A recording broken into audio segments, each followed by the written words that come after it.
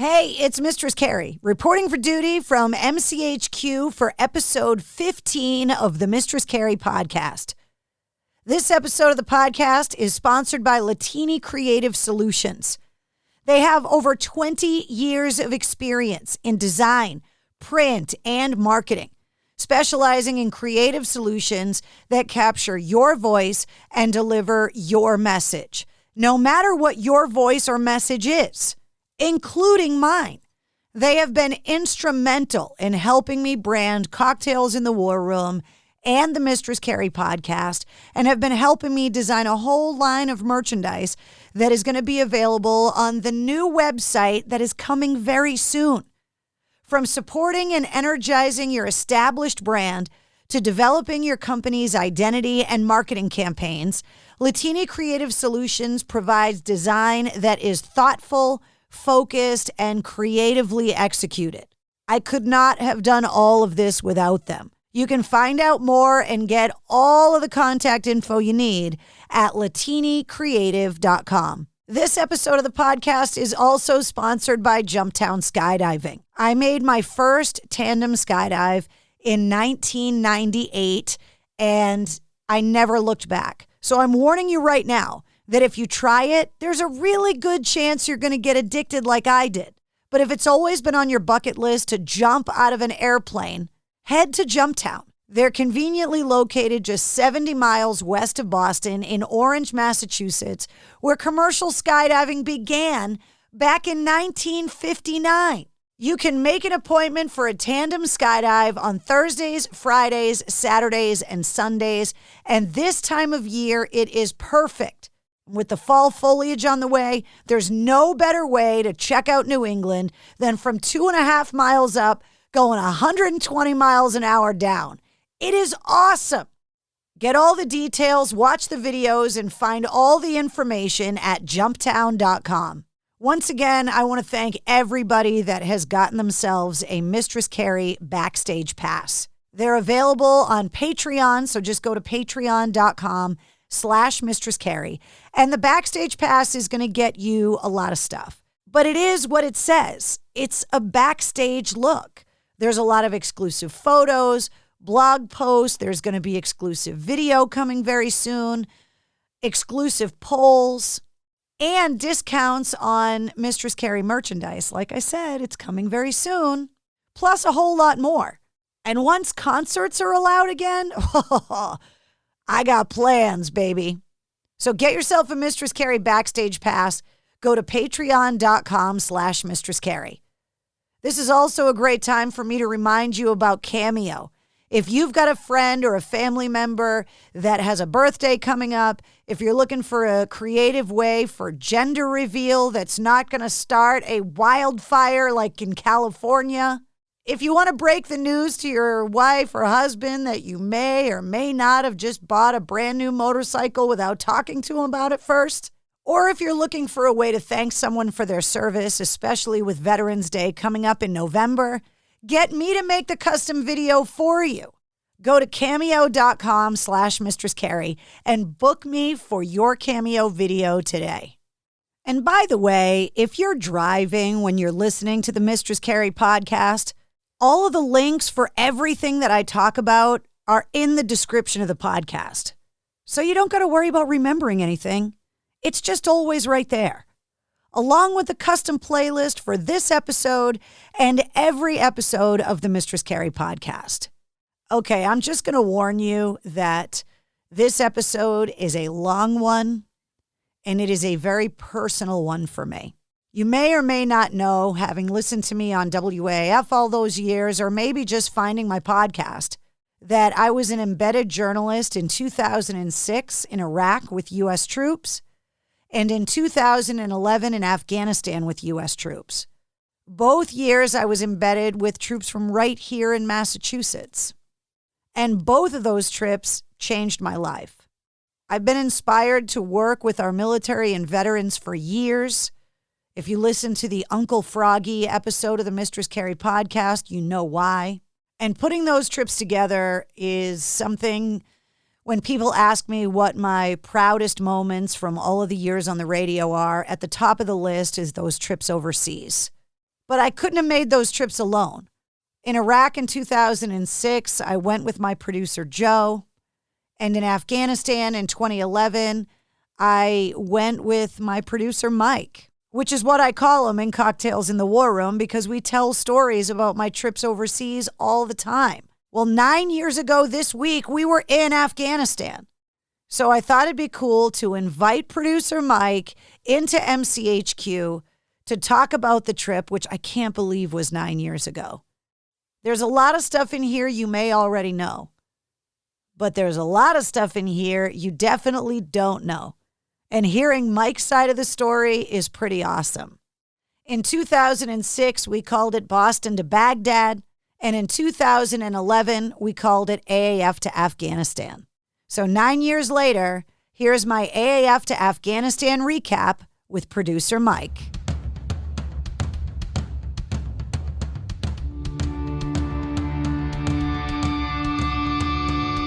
Hey, what's up? This is Sully from Godsmack. Strap on those boots, baby, because you are now in the trenches of the war room with the one and only Mistress Carrie right here on the Mistress Carrie podcast. What's up? This is Joe Rogan, and you're listening to Mistress Carrie. Her hair so lovely, pretty eyes. Hey, this is Brent from Shinedown, and you're listening to Mistress Carrie. Hey, Carrie, go put your bra on, girl. Hey, this is Steven Tyler, and you be listening to the baddest bitch in Boston, Mistress Carrie. What's up? This is Aaron from Stain, and you're listening to Mistress Carrie. Hi, everybody. This is Dave Grohl from the Foo Fighters, and you're listening to the one, the only Mistress Carrie. Hey, this is David from the band Disturbed, and you're listening to the baddest bitch in Boston, Mistress Carrie. This is Marilyn Manson, and you're listening to the baddest bitch in Boston, Mistress Carrie. Hi, this is Flea from the Red Hot Chili Peppers. You're listening to Mistress Carrie. This is Dennis Leary. You are listening to my favorite, Mistress Carrie. Hey, this is Corey from Stone Sour, and you're listening to, you have the privilege of listening to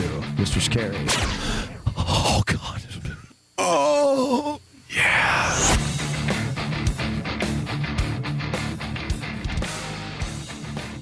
All right, we're doing this. Are you ready? I'm ready. Are you sure you're ready, though? This is 9 years in the making, Mike. I know. I can't believe that. Welcome to MCHQ, by the way. Thank you. Normally, when we're talking through the war room on Tuesday nights. Right. Which has turned out to be a very strange thing. Like, I never anticipated that it was going to become a thing. Well, I mean, timeliness of it all, it just what has become of the quarantine, and it actually gives you something to look forward to every week, kind of keeps you sane a little bit, and you're talking to a bunch of like-minded people over the chat and everything. I mean, for me, it originally was like a therapy session. Yeah. You know, and then as it went on, and I started telling stories, and, you know, you were chiming in the war room. And so I was like, you know, Mike and I should really sit down and talk about the Afghanistan trip. Yep. So for anybody that doesn't know, Mike was my producer when we were embedded with members of the 182nd Infantry and the 26th MEB from the Mass Army National Guard in Afghanistan in 2011. And that trip was 9 years ago, like right now. I can't believe it's been 9 years. And that's been the beauty of the time hop and Facebook memories too. Not that I kind of overlook it, but every year around this time you get a few weeks of memories and pictures and really funny stuff and yeah, and it's so crazy to think about that it was 9 years. I mean, it's almost a decade ago. It doesn't seem like that long. Nope. But then it seems like a whole other life. I mean, especially because we were both at Entercom and we were with WAF when we were in Afghanistan, and obviously the radio station's not there anymore. Which, by the way, you were there the last night. Yes. That was a good party. It was a good party. I mean, before we really dive into all of the Afghanistan stuff, you know, all the bands that I've been talking to, you know, like the guys from Evanescence last week, like we couldn't get them on the air before the station went down because all the bands, a lot of them were in Europe and whatever, so they didn't all have a chance to kind of call and pay tribute to the station. And I know that you were able to get on the air with us before we were able to sign off. That still, to me, like the fact that it's like almost 7 months ago. Yeah, that's a lifetime ago in its own. I know. And it's like on one hand, it feels like yesterday. And on the other hand, it's like, I can't believe that was 7 months ago. Here we are. And because the world is so crazy with the virus and stuff, it's like measuring time in this coronavirus pandemic kind of thing with the economy and everything. It just seems so strange. Yep. And that happened right before Tom Brady left. And now the Patriots start next week. Like, we've come that far. Yeah. Well, the Patriots start now. Yeah.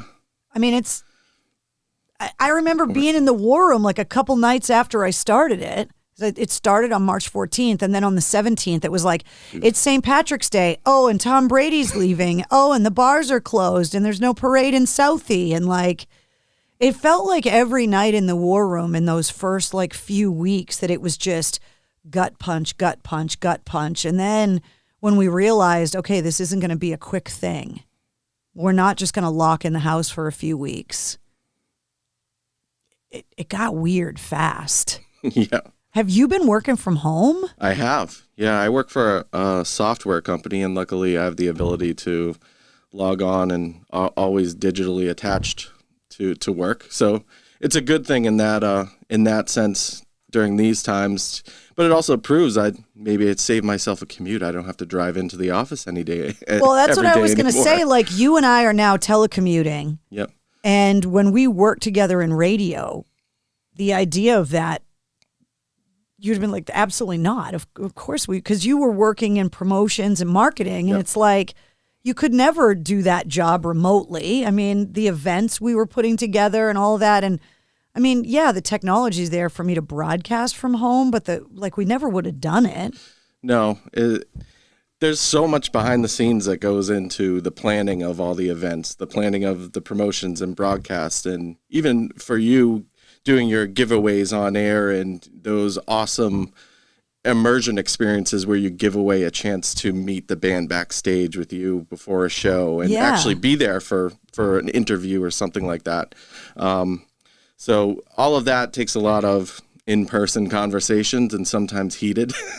Yeah, well, we would sit down. I mean, there's big conference rooms, you know, and we would have to have meetings about specific events we were putting together, and then there were department meetings and brainstorming sessions, and then there would always be something that popped up in the news. And this is what I miss about radio is that something would happen, and there'd be an email that would go out and be like, we need to have a meeting in 10 minutes because, you know, whether it be the passing of someone iconic to, you know, like a Chester Bennington or a Chris Cornell, and we need to figure out what we're going to do with video and what we're going to do on our social pages and how we're going to take over the website and what music we're going to play. And are we going to have any kind of events or fundraisers? Like, it was an all points bulletin in the building to get everybody in the room together.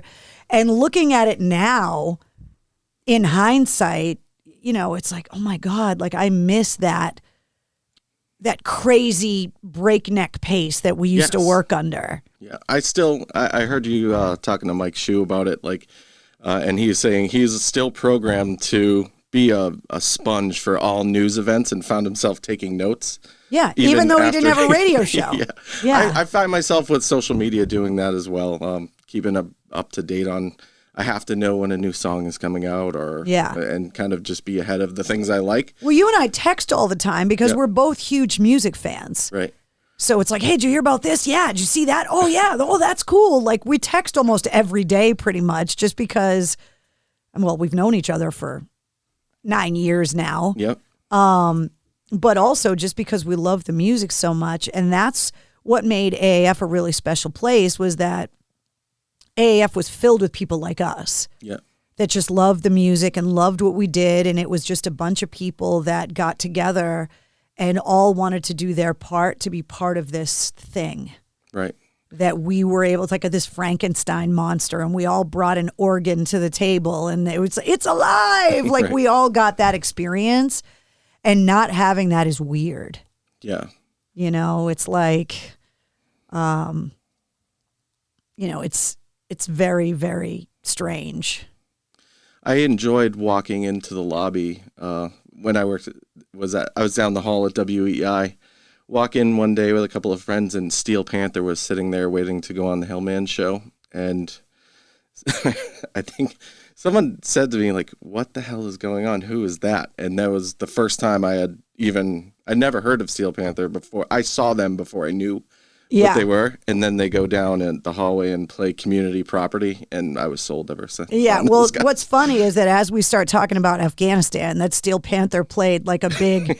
a big role in our trip, and is one of the bands that reminds me so much of the trip, you know? Yeah. So I guess we have to start at the beginning, because how you ended up going on this trip with me was not exactly a normal thing. So for anybody that may have discovered the podcast and didn't really listen to my radio show or might not know, I reference the trips all the time still.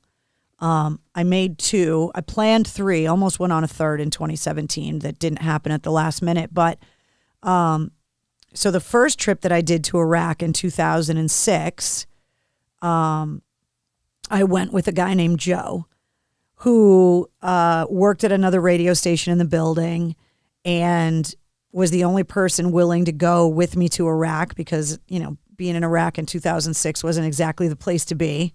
Not the glamorous vacation destination that people would be looking for.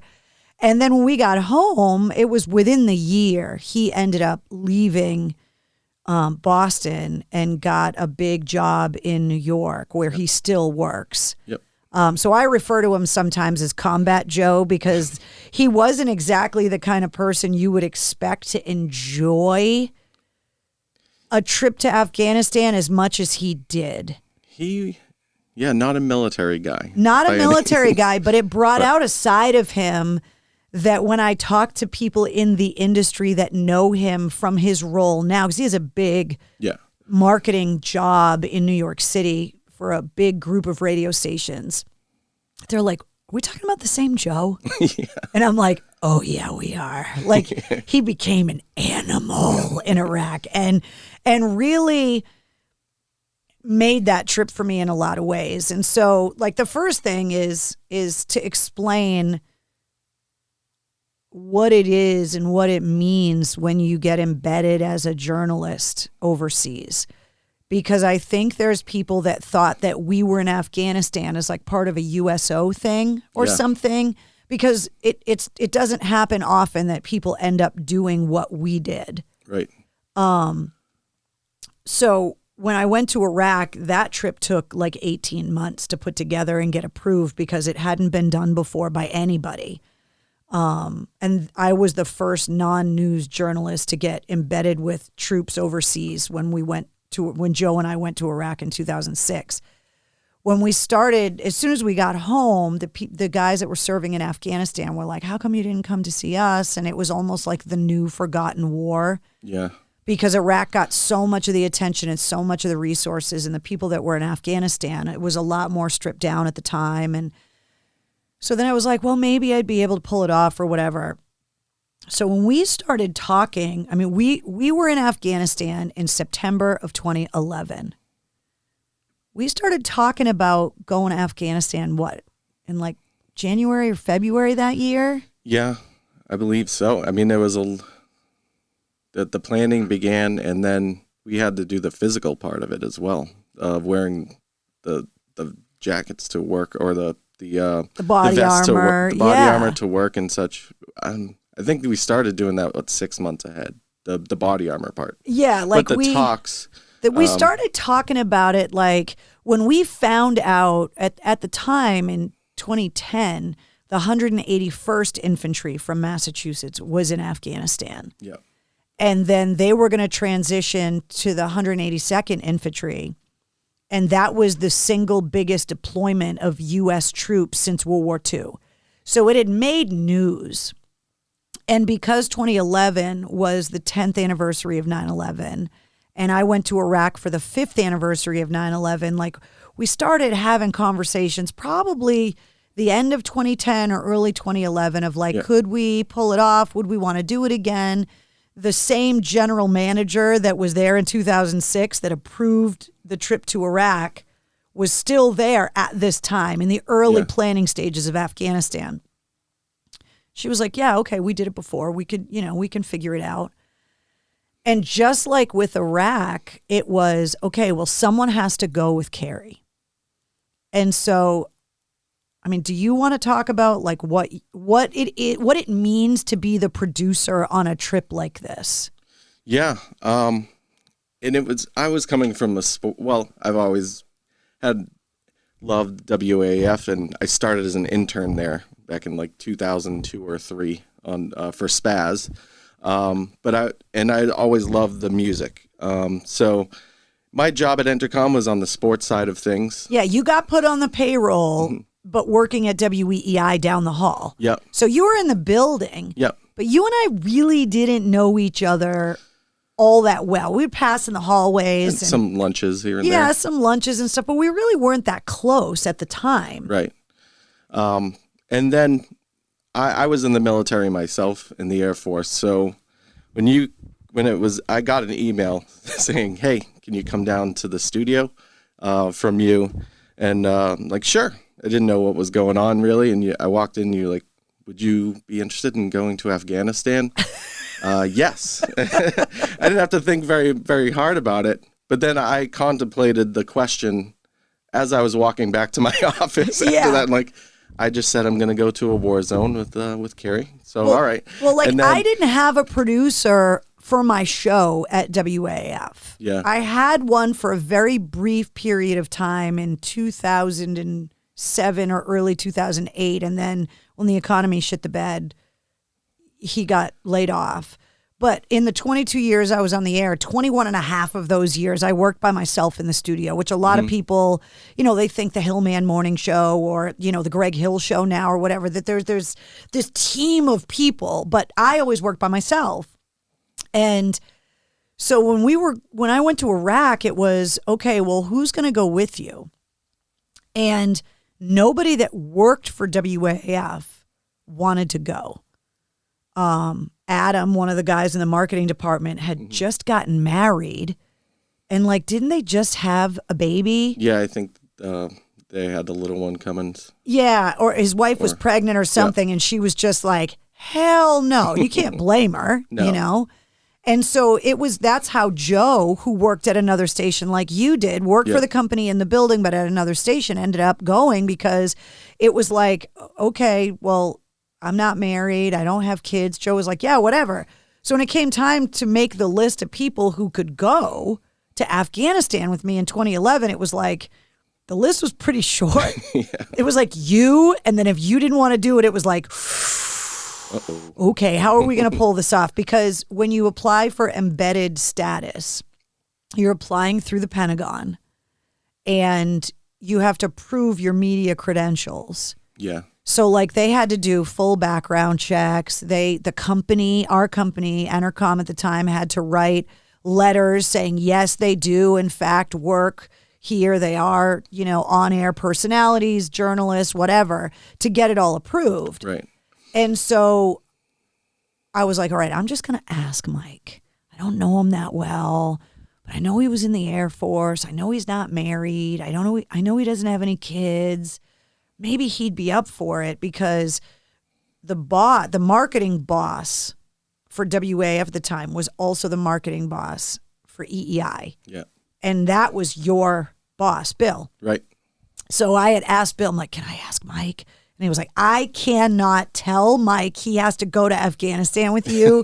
Like, that is just an HR nightmare. You have to ask him. And if he wants to go, we can figure out how EEI would survive for 3 weeks without him while he's gone and whatever. So I emailed you come down, and now you're like walking back down the hall going, what the fuck did I just agree to? Yeah, pretty much. It didn't take much for me to say yes, though. I grew up with the station. I've been a fan of yours too, even before I worked there. So some of my greatest memories of going to shows, and it's always been in the AAF family and doing like local bazookas and all those fun things, taking my brother to those. So it was kind of really cool to be asked to do that. So I had already done it once, so you kind of had an idea of like kind of what you were getting into in a way, you know, because of Joe, because we had gone to Iraq 5 years before. Yeah, it was a chance at a lifetime experience because Joe came back, so I think I would make it. Yeah, I didn't get Joe killed, so odds were you were going to be okay. Yeah. Well. So explain like what your, like the job description for those 3 weeks in Afghanistan. One, protect ourselves, but two, what I would do is basically be responsible for content and coordination. There were times when we would go to a base and you would be interviewing troops or recording some things, some stuff for back home, taking care of all the pictures and videos and making sure those got back to Boston so they could be edited so that we could have an active presence on social media, and those, more importantly, those families could see their sons and daughters' faces again in the posts.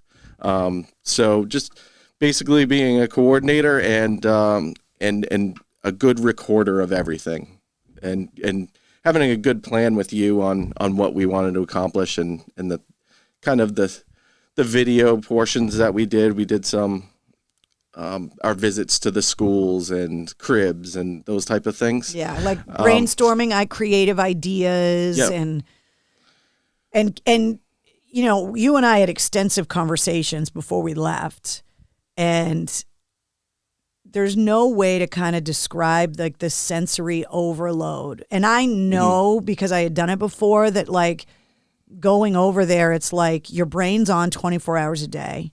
Right. Because we were working on Boston time, but functioning with the troops on Afghanistan time. You're jet lagged. It's hot as hell. It's dirty. It's dusty. You're just constantly moving at a pace that of whatever the guys were doing that day, that's what we were doing. Yeah. And so having you there to kind of make sure that everything we were supposed to do for WAF got done. Yep. All the things we had committed to, the timelines that we had to meet, the pictures that they wanted, because we were getting constant feedback from the station, like, hey, take more of these pictures. Like, we need more pictures of the guys, or more pictures of the mountains. We want to see more of the, like, because they were getting feedback from the audience. Right. You know, and so it was like we want to make sure that we were showing everybody everything that they were asking for, because we knew we were only going to be there for 3 weeks. Yeah. And those people watching just were seeing those little snippets at a time. So it was really cool to be able to kind of broadcast our experience back home visually to those families as well. Because I know a couple of the guys that one my wife was very good friends with, and so we found him at the Alamo. Joe Doyle. So you knew some people when we started really talking about doing this. Yeah, you were like, I think I know a couple guys over there, and then we were like, well, maybe we'd be able to find them. Yeah, and then all of a sudden it was like there was a point in time where we were there, and I was like, Mike knows fucking everybody here. It was what kind of broke the ice for me too. A memory I always will hold was when we walked into the QRF shack. They picked us up from the airport for the very first time, so we're walking into the shack to meet the rest of the guys, and one of the guys turns around and just like, Mike, what the fuck are you doing in Kabul? and it turned out like 3 or 4 of the guys we were with I went to high school with, and I had known from my hometown, so it really broke the ice for me of like, I'm like, all right, I'm going with all these guys. They're over there on a mission, and they have to take care of us as well as accomplish those missions. Yeah. I hope I'm not a liability or anything, you know, just those things that I was thinking too. Just make sure that I was doing my part to keep up with them. It broke the ice of that because it just turned into ball busting immediately.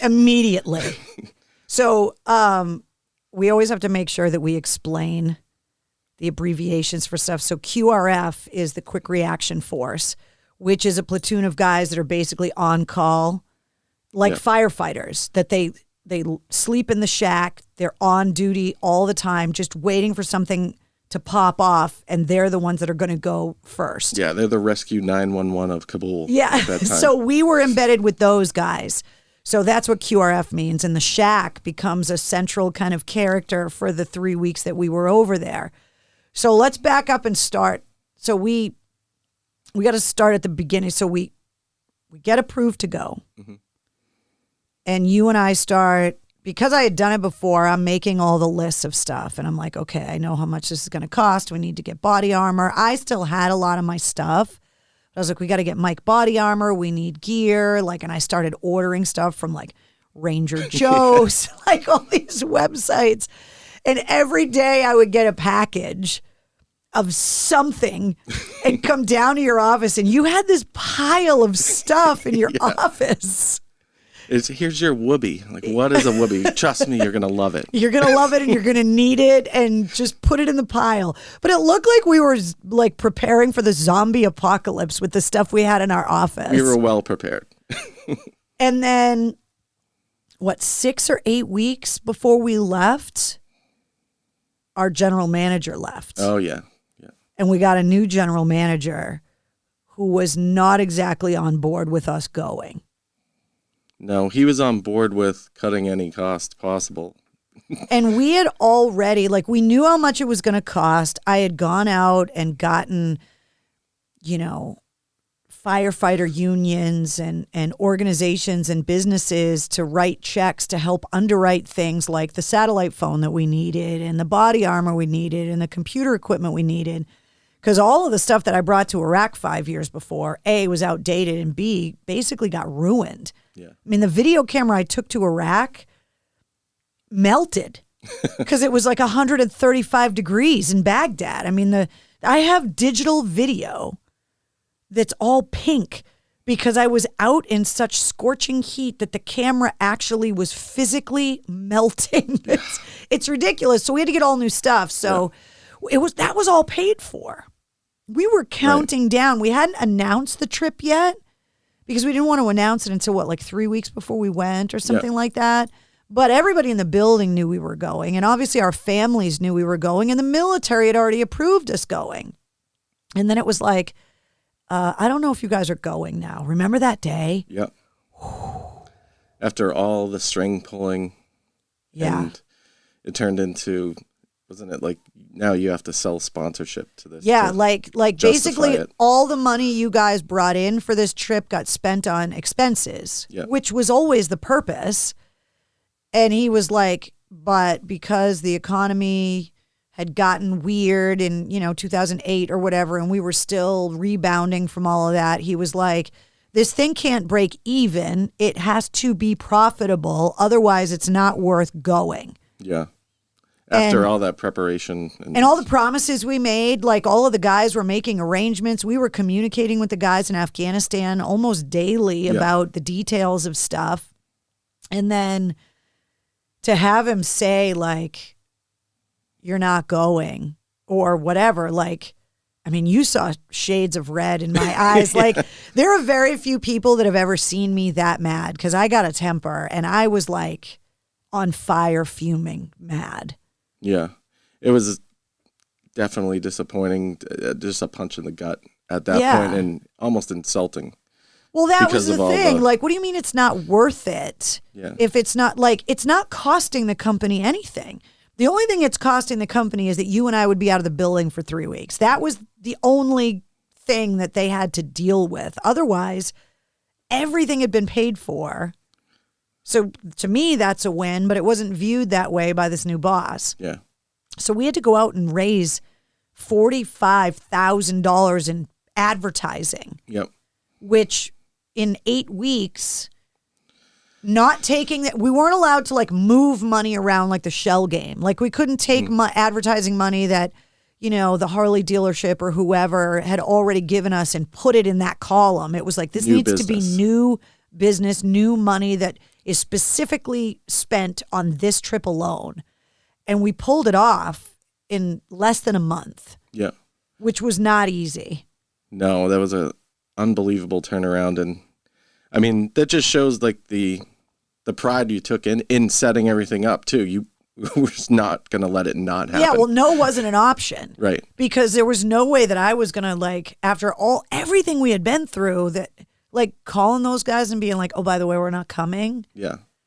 After a lot of work on the back end in a war zone, taking time out of their day to help plan that. Yeah. So I was like, fuck it, I'm just going to take 3 weeks vacation or I'm going to call in sick. It got to that point where I was like, I'm just going to call in sick and my doctor will write me a note saying I can't work for 3 weeks. Right. You know, so that legally there's nothing you can do. But it never came to that, thank God.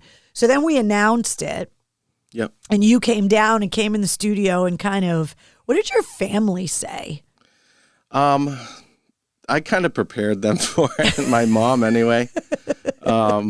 She was very, very nervous, but excited at the same time because she knew what a cool opportunity it is for me to experience something like that.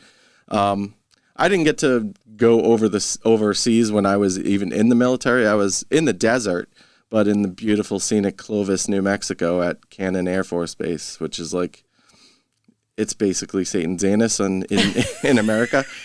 So I was in the bomb dump. So I was an ammo troop. So I built bombs and missiles. So our bomb dump was the back fence next to a slaughterhouse. So you had cow shit and death in the air in dry ass 135 degrees. While you're building bombs. Yeah. So she knows I was used to being in the desert anyway. Right. Not quite a war zone, but she knew I was excited about that aspect of it, getting to go over and to be part of something like that. And she knew that she would be able to follow along with our journey. Right. And she took a lot of pride in that. So. And your girlfriend, who's now your wife. Yeah. I had just started dating her July 29th. I mean, we'd known each other for a long time beforehand, but our first date was like July 29th. And by the way, I'm leaving September 2nd or September 4th to go to Afghanistan. So she took it well after a little bit of freaking out. But her biggest complaint about it was that she was driving while I was talking to her on the satellite phone one day. And we'll still drive past the road. And she's like, this is the spot where you called me from Afghanistan and my phone shit the bed. Like, because the phone dropped. Yeah, and it was scares her phone you. Too. Yeah. Yeah, like that happened a few times on the satellite phone end. Yeah. That we'd be on the air or whatever, and then the phone would drop, and everybody'd be like, okay, is it just because the phone dropped? Or is it because a bomb fell? Like, nobody knows. And for us, we only had to function at that kind of heightened level of nervousness and our families and friends, loved ones, people at the station for 3 weeks. But that's just one of the many lessons. It's for the families of the people that are deployed, they're gone for a year sometimes, and they have to function at that high level of stress every day for a year. I got a real personal appreciation for that and the PTS that comes along with that. Even though we were there for 2 weeks, I get back in the office and someone's like, oh, you spelled something wrong in this copy. When I'm handing somebody a script to read on air, you kind of have to be on your game. But I'm like, who the fuck cares? I mean, in the grand scheme of things. So it gave me an appreciation for those guys coming home from a high stress situation. Some of them are painters or paint houses. Some of them were police officers. Work in retail, and such. police officers. And I mean, they did any job that a regular person would do. Absolutely. And then they'll have to deal with the bitchy client or the bitchy customer who bitches that her shade of pink isn't dark enough or something. And I just think like it was easy for me to think like you were working at that high stress level and awareness for those few weeks. Yeah. But they're there for a year and then they come home to something like that. What is in the grand scheme of things, it doesn't matter. Like I can fix that, like your house, or I can repaint it. It's not. Nobody's going to die because there's a run in the paint on your wall. Like, but that lesson of the reintegration and how it's literally 1 minute you're in Afghanistan and like the next minute we were home. Like the downshift of that was really hard for both of us. Yeah. But we got to get there first. Yep, so we got to stay on. We got to Sorry. stay on track because there's a lot of shit we got to talk about. This trip was filled with stuff. So we get all the gear. We were wearing the body armor for months at work, which scared the shit out of people in the cafeteria. We shared the building with WGBH, so we had the Channel 2 people. Yeah. Like, why are these people in full bomb gear in my lunchroom? With like cafeteria trays, we're walking around and people are just looking at us. We had to tell building management that if we're freaking people out, you have to tell them that we're journalists and we're preparing to go to Afghanistan. And then all of a sudden, like all the GBH people would like come and talk to us about it and stuff. But it was really funny. It was cool to see the look on their face and just kind of put my head down, just walk to my office, feel bad. And then as we're getting ready to go, we had to start taking medication. You're already laughing because you know what I'm going to talk about. That we had to get shots. Yep. We had to go to the travel clinic to get all of the shots.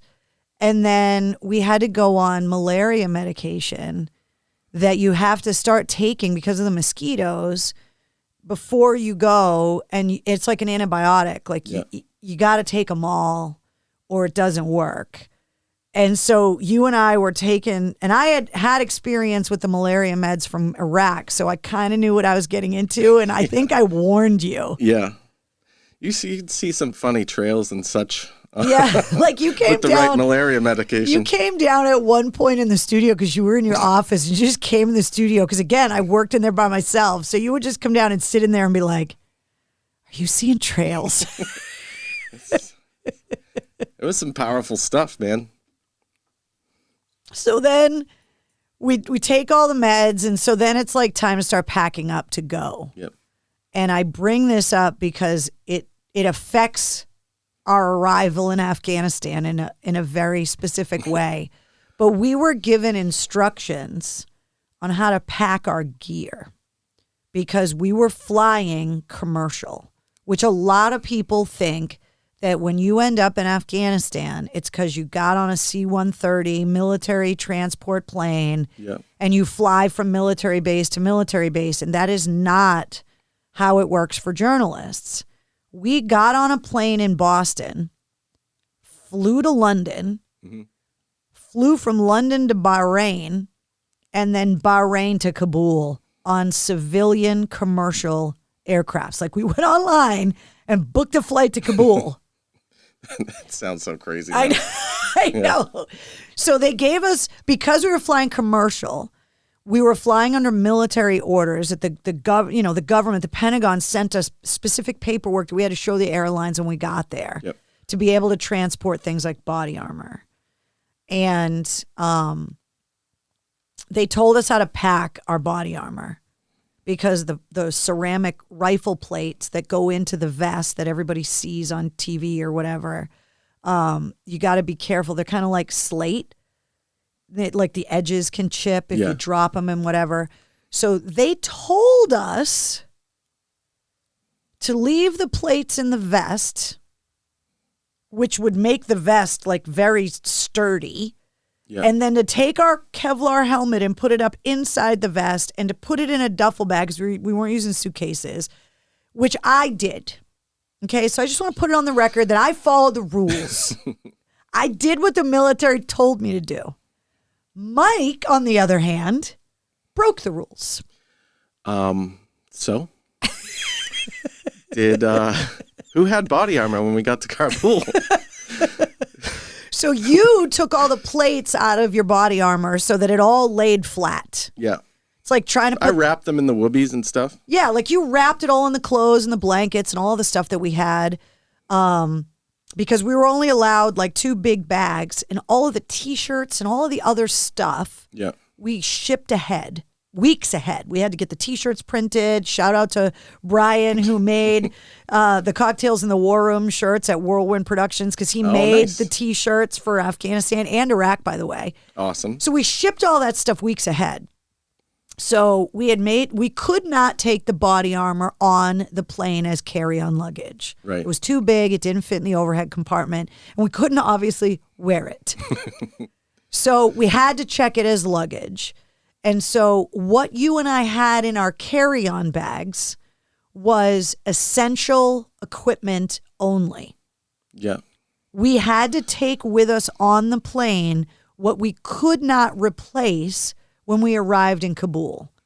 Cameras and computers, hard drives, iPads. Yeah, like just all of the stuff we needed to be able to function. The video cameras, the still cameras, the cables, all the extra batteries, the satellite phone, all the cables that went with that, so that at least we would be able to work if our luggage didn't arrive.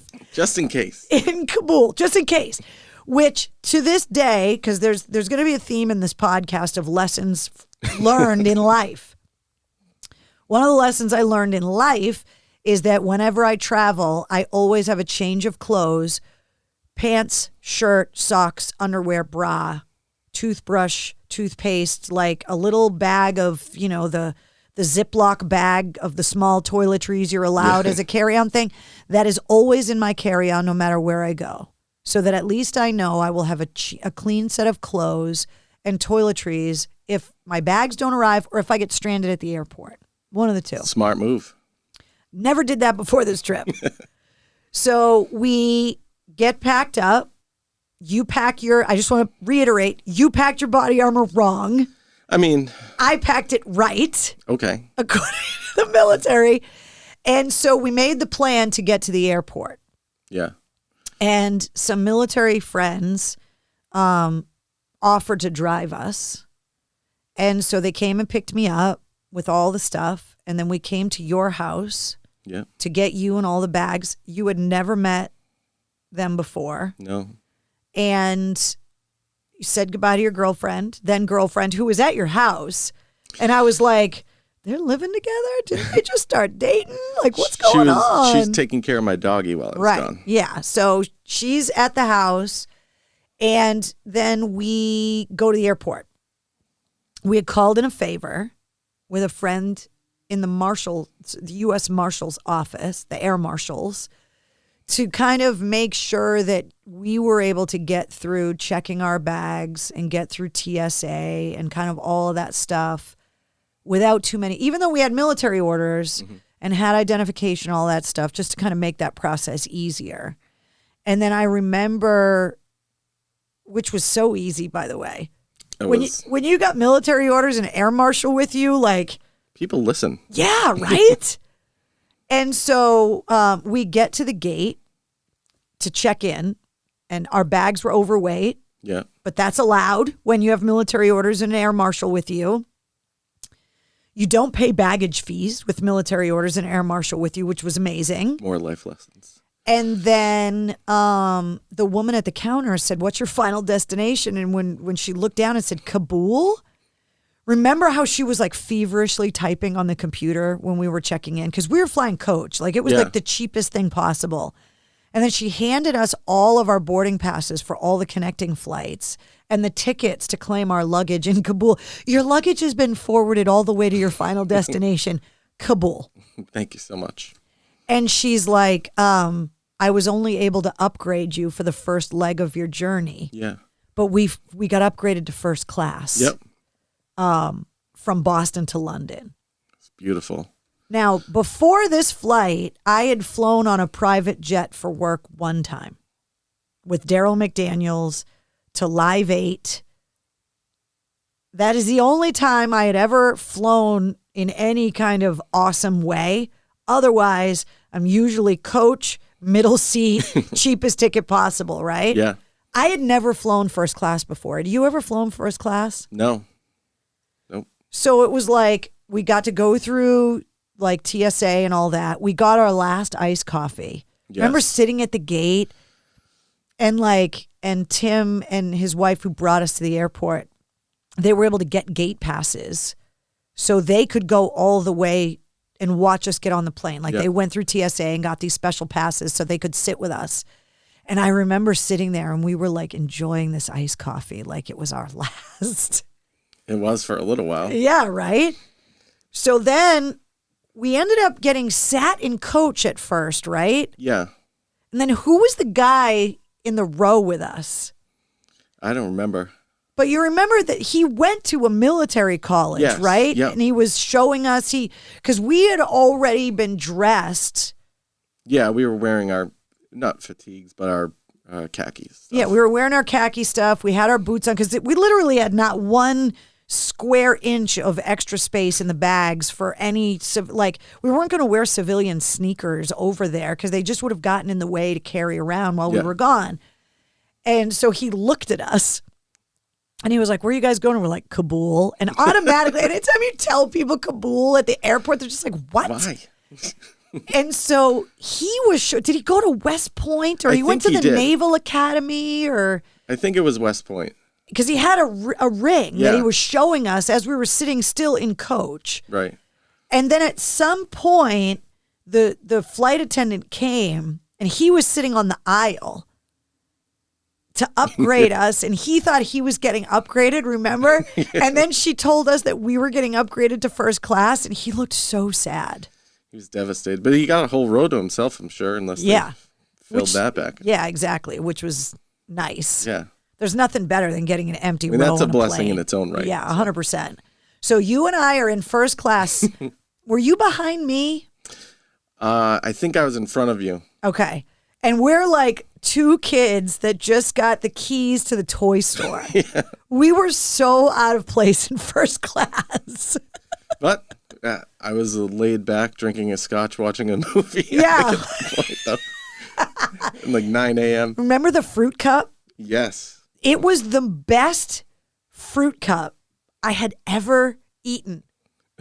And they got served to us in first class. On an airline. And we just kept looking at each other like, do you think this fruit cup's as good as it is?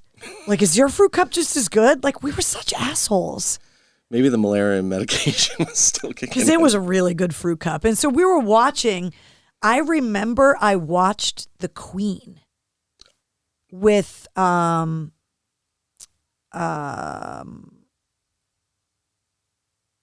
was it Helen Mirren?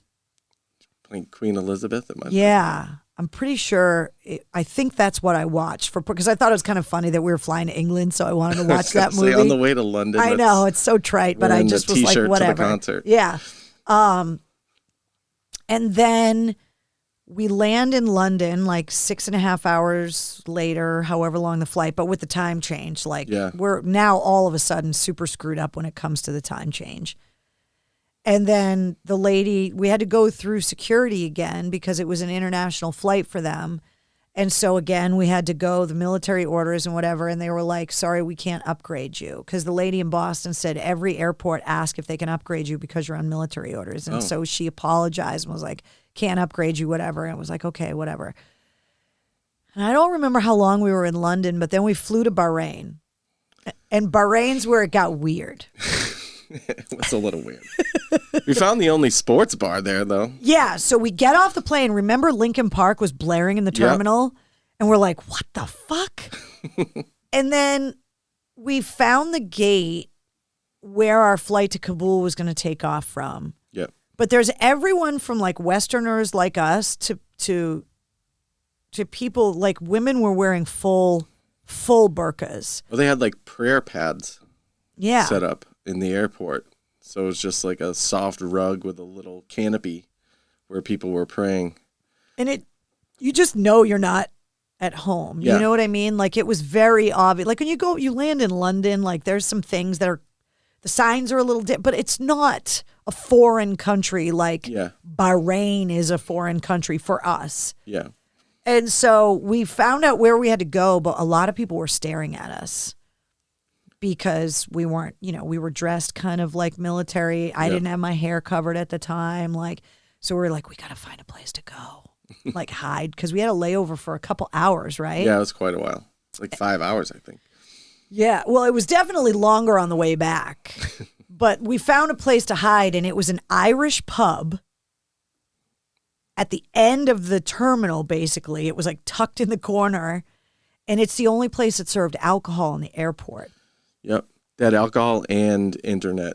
Yeah, like they had computers that you could rent by the minute, hour, whatever, 15-minute blocks. So you could get online, because Wi-Fi in 2011 is not what, like, I feel like we always have to remind people the limitations of technology. Right. Like in Iraq, it was like we could barely get anything up on the internet until we got home, because the internet was not the internet we know today. Yeah. And the Wi-Fi in airports was not what the Wi-Fi in the airport is today. It was 2011. So to get online, you had to use the computers that were set up in the bar. And we're sitting in an Irish pub in the Bahrainian airport having our last drinks. Yeah, pretty much. Like we had our last iced coffee in Boston. Now we're having our last drinks in Bahrain. And that's for me when like the anxiety and anticipation and like nervousness really hit. Because up until that point, it wasn't, you know. Yeah. It was kind of just a normal, well. It still didn't feel better real. Than normal travel. We came from first class. Yeah, exactly. Through London.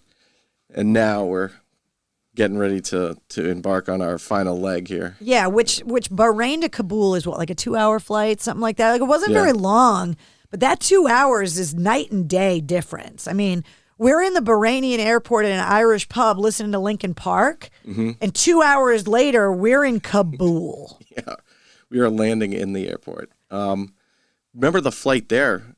I was like kind of half asleep, and all of a sudden I just hear a bunch of hooping and hollering, but I didn't.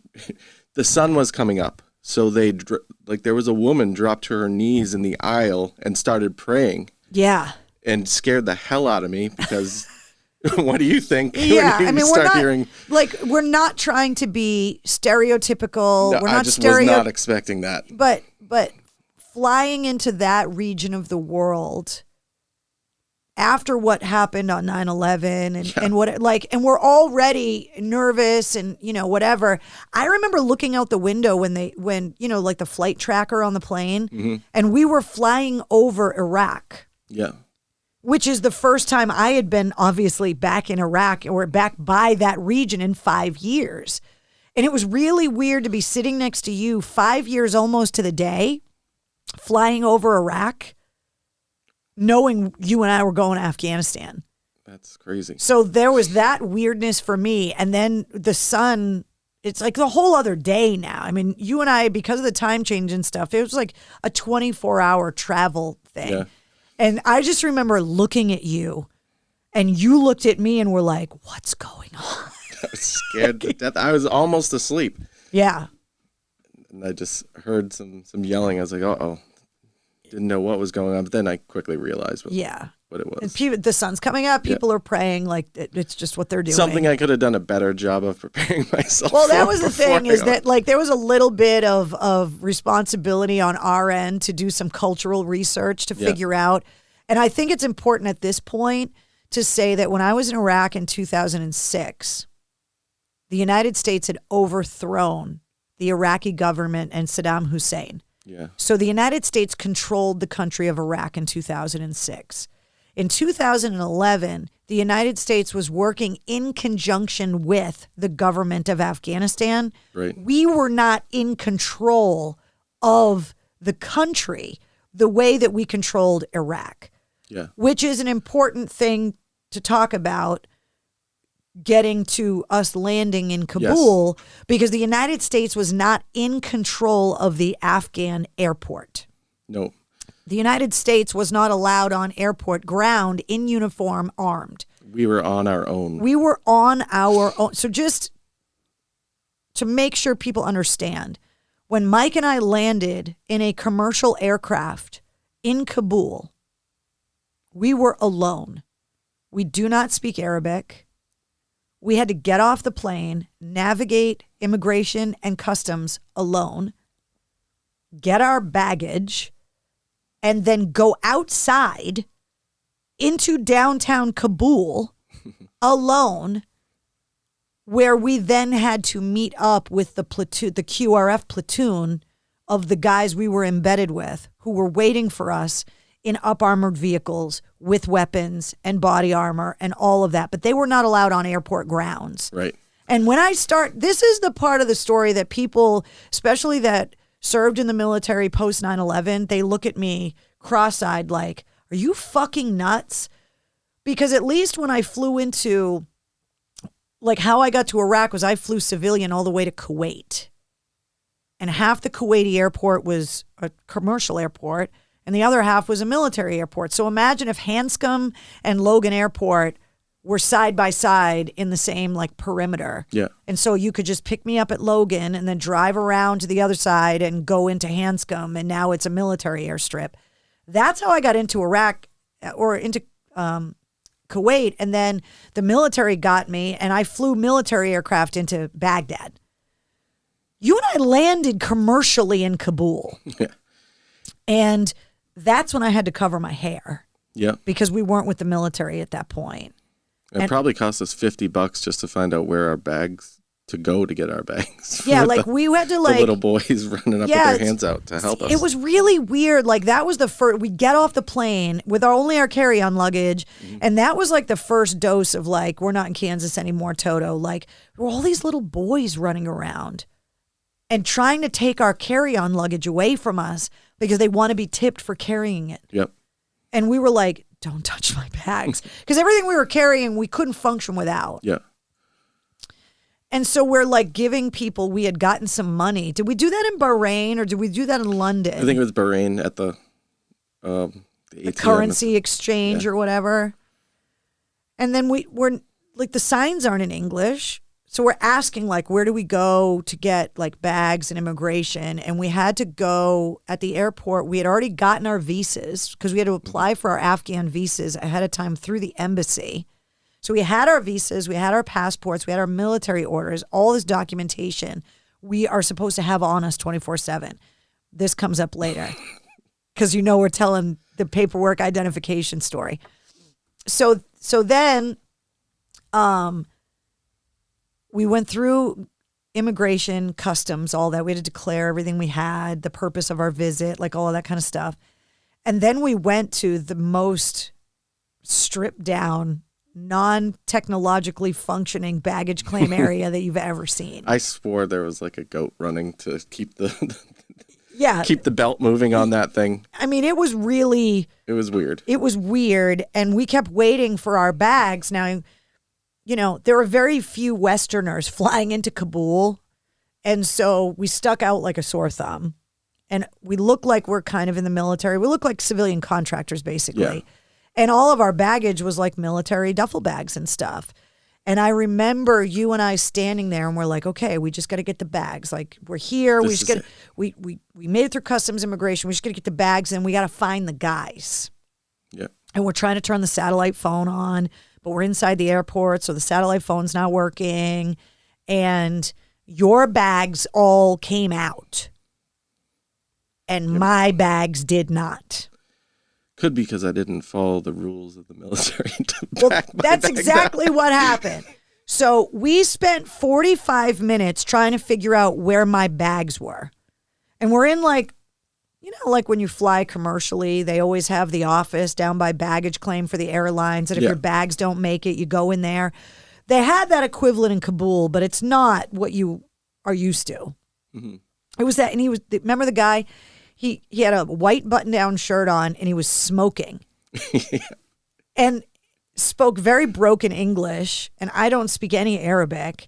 And we've got the translation book, and we're trying to figure out where the bags are. Yep. And he gave me his phone number on a card and was like, when your bags get here, we'll, like, just call me tomorrow or something. Yeah. And you and I are like, what? Because all I could think of was somebody was selling my bags out the back door of the airport. Yeah. Like, I was convinced that's what was happening with my bags. Absolutely. That's the first thing that goes through your mind, especially there's just so many little shysters running around looking to make a buck off of somebody. Right. It's like, are they holding my bags hostage and I got to pay ransom to get my luggage? Yeah. Like, and because it's got my body armor in it. That's the most important part. Right. As soon as that came, we were going to put that on and walk. Yeah, like we were going to put our body armor on in the airport and walk out to find the guys. And now you have body armor and I didn't. And so you're like, most people would be like, fuck you, I'm putting on my shit. And you didn't put your body armor on because I didn't have any. Yep. Which you and I had become close over the few months leading up to the trip. But like I said, like earlier in that year, we weren't even really friends, really. We were like work acquaintances at best. Mm-hmm. And now you're choosing not to put body armor on in Kabul because I don't have it and you do. And then the South African dude showed up. Yes, he was a cool guy, though. We're standing there, and I'm arguing with the guy, and the South African dude comes up, and I'm not even going to try to do the accent because I can't. But he's like, "Are you guys the American journalists?" Mm-hmm. And we're like, "Yeah," because he was told to look for the purple-haired girl, and I have my hair covered by a purple scarf, but my hair's covered. And he's like, "Well, the Americans that are waiting for you outside are getting ready to declare war on this airport." Because and it didn't even dawn on me that the guys were outside for 45 minutes after the flight landed, wondering where we were. Yeah. And they were freaking out. And it didn't even cross my mind that they would be freaking out. And now I think back 9 years in hindsight and go, I was an asshole. How did I not think that those guys were going to be freaking out that we weren't coming out after they know our flight landed? Mm-hmm. So we went outside with me with my carry-on and just you with all your bags, and I'm pissed. And the first thing I remember the guys saying was, "Take that fucking thing off your head," meaning the scarf I was covering my hair with. Yep. And it was 4 MATVs? I believe so, yeah. Which was the convoy of. So we're going to talk a lot about vehicles and all that kind of stuff. An MATV, imagine an up-armored duck boat. It's basically. With a big gun on top. With a big gun on top. But they had such an IED problem with the Humvees in Iraq that they designed MATVs to deflect the blast of an IED because the bottom of the MATV has like a V shape in it, like the bottom of a boat. Mm-hmm. And the Humvees were flat on the bottom, so the whole Humvee, if it hit an IED, would just get blown to smithereens. And so they designed these up-armored vehicles to transport people and cargo, but they're higher off the ground and the bottom of the trucks. And I had never seen them before. Had you ever seen those before? No. And so we go outside, and this was like my first, like, holy shit, is they were like, all right, where's your bags? And I'm like, they gave us this number, blah, blah, blah. And they're like, well, we're already late because now the guys on base are worried because we're off schedule. Yeah. And off schedule is dangerous. So everybody's like, we got to get back. We got to get you guys back on base. It's getting dark. Yeah. It's getting late. We got to get you back there because there's a lot of stuff we had to do. And so I was like, well, I don't have any body armor. And we were told, if you don't have body armor, you're not getting in military vehicles. You're not getting on military aircraft. You're not going anywhere off base because you need your body armor. And so I remember Nick, who ended up who was our day-to-day bodyguard, security guard kind of guy. I was embedded with him in Iraq 5 years before, and he and I had become very close. And it just so happened that he was QRF in Afghanistan 5 years later. And so he and I already knew each other, and he was like, you're wearing my body armor. Mm-hmm. And I remember looking at Nick, who I had become very close with, and his family and whatever, and just being like, I don't want to wear your body armor because if something happens to you, it's going to be my fault. Because they were like, Mike, you put your body armor on at this point, you know? And I remember being so scared on the drive from the airport to Camp Phoenix. Yeah. Because I was so afraid, not for myself, but I was afraid because I had Nick's gear on that something was going to happen to us and Nick would get hurt. Yeah. It's weird. You shouldn't have to think of that stuff. But I mean, once you get in that situation, it's no matter how many months we planned this trip, like down to the T, every detail. something went wrong in the beginning. Right. With the luggage. So that, I mean, after all the planning, that threw a little hiccup in it. But I can totally understand your thought process there, because you felt that, and you have an understanding of the guys and what it means, and the level of dangerousness over there. So it's I know any of the guys would give their body armor for you too. But that's the point. Yeah. Is that these guys make that choice, mm-hmm.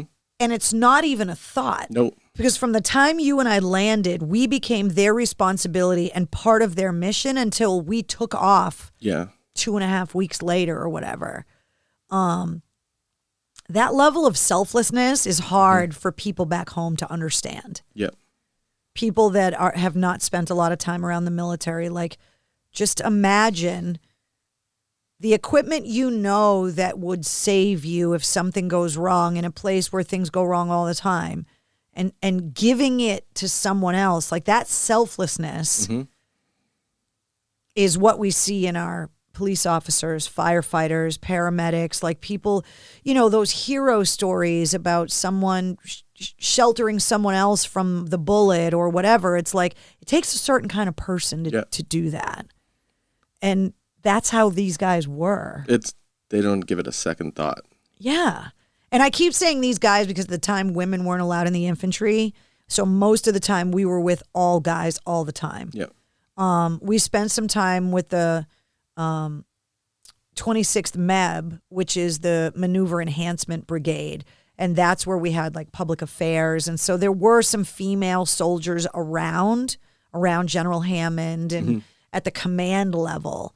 But the day-to-day time that you and I spent was spent with members of the 182nd Infantry. And so it was all guys. Yeah, pretty much until our daily missions were done and we were in Patriot Square. Yeah. I mean, the base is huge. And there were, I forget how many countries. It was like 16 countries represented. And so there were the military of 16 countries. And then there were civilian contractors who were running things like the chow hall, the fire department. There's a fire station on base, but they weren't soldiers. They were civilian contractor firefighters that were there just specifically to do that job. So once we got on base, it was a little bit more mixed, but our day-to-day life was basically spent with just the guys. What do you remember? Like, what were your impressions of Afghanistan? Like, just from the ride from the airport to the base? It was a little bit of like poverty, and then you drive by like the wedding chapel, which is lit up like Las Vegas. Yeah. And then wasn't there like a Kentucky Fried Chicken, or like, I remember there being some like Western. I think it was Pizza Hut. Was it Pizza Hut? Yeah. I remember going, do you see that? Yeah. And then you would be on a rotary here, but traffic circle. Yeah. And a goat or a donkey. A donkey would fly right by you while you're in the MADV. So you and I never were in the same vehicle. Yeah. From the time we landed till the time we left. Because for each seat, there's a soldier. So for each seat and soldier, there's obviously a gun. And so for you and I to be in a military vehicle, we were one less gun in that vehicle. So what they would do is they would always have a fully manned truck in front, and then they would have me in a truck and you in a truck, and then a fully manned truck in the back. And depending on how many vehicles were in the convoy, sometimes there would be fully manned vehicles in the middle of the convoy as well. So to kind of spread out the liability of being down a guy in the truck. That donkey, I remember in my truck, Fooch was the gunner, and I'm sitting behind the driver, so I'm on Fooch's left. His legs are next to me. And then Brown was on the other side of his legs, and then Nick was in my truck in the passenger seat. And Jones was my driver sometimes, but sometimes you drove with him too, right? Yep. And then we all have the ability in a truck to all be on comms together within our individual trucks. And then the driver and the passenger also have the ability to switch over to a different channel to talk to the entire convoy. So you could be having private conversations in your own truck, but then they could communicate with the entire convoy on a separate channel at the same time. And I remember Fooch laughing, and he was like, huh, that guy's really hauling ass. And it's the guy he was riding a donkey. He was. And there's no traffic laws. There's no traffic signs. There's no licensing. So if you can reach the gas pedal and get in a vehicle, you can drive. And imagine a rotary where everyone's not going around the same direction. There's no rhyme or reason to it. It was crazy. And I just remember Fooch like laughing and seeing the guy. The funniest part of the whole thing was that the guy was riding a donkey, but he was talking on a cell phone. Yes, that's right. It didn't make any sense. Because you're like, you just missed 100 years of the Industrial Revolution. Like, you went from riding donkeys to cell phones. Like, the guy doesn't have a car, but he's on the phone. Yeah, who's he talking to? I don't know. How does he charge it? Does he have electricity? Like, I have so many questions. Where's the USB on a donkey? Yeah. But I think that part of the perspective for you and I, because we were in different trucks and looking out different windows, it's like you could be looking out one side of a truck and see one Afghanistan and look out the other side of the truck and see the other side. And I remember you getting out of the vehicle at one point. I don't remember exactly at what point in the trip it was, but asking, did you see that on the side of the highway or on the side of the road? Do you know what I'm talking about? Was it the mother and the little girl? Well, there was the mother that would dive out in front of traffic so that her kids could panhandle at the cars that had to come screeching to a halt because the woman was literally throwing herself. No, but because I didn't see this, but you told me that you saw it about how they were throwing rocks at someone on the sidewalk. Yes, yeah. That they were stoning someone. Yeah. Because you were sitting behind the passenger, right, in your vehicle? Most times, yeah. So I was always sitting behind the driver. So looking out the window, we weren't looking at the same Afghanistan. Yeah. And you had a video camera and I had a video camera. And so, like, we would get to wherever we were going, whether it was 15 minutes or an hour or however long we were in a convoy. And then you and I had to have a conversation because we weren't seeing the same thing. Yeah. And I remember you talking about looking out the window and seeing. Yeah, it was like a young group of kids, it looked like, or that were just ganging up, throwing rocks at one particular one. I don't know what obviously it was by glancing and seeing it, but it was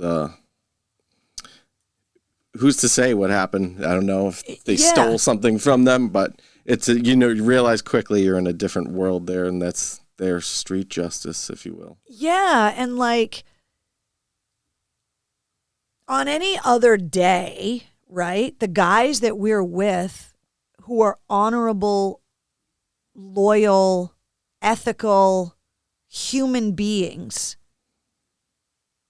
would never be able to just drive down the street in their hometown and see a group of kids literally killing someone by throwing rocks at them until like, we're not just talking about throwing pebbles here. No. Like, we're talking about a stoning.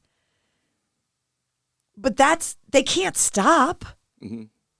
So it's like the idea that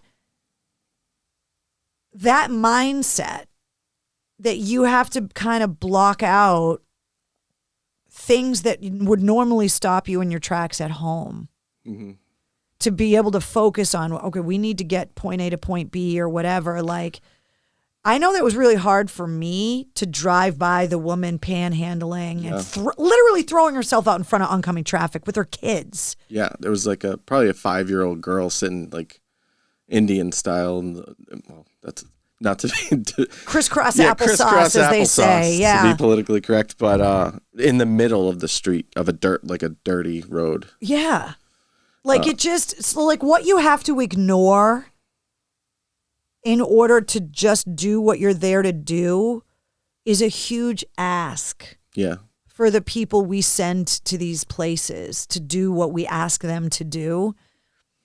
That's a very small example, but when you talk about coming home and the big picture stuff like you're talking about, these things, like this affects you as a human, and not just you and I. I'm talking about our troops that have to see this day after day after day, and what that long-term effect has on them. Yeah, it's hard. Yeah, they become friendly with a lot of the youth over there. Yeah. I mean, they remember the kids who would come up over their names. You know their names. Oh, we gave nicknames to them.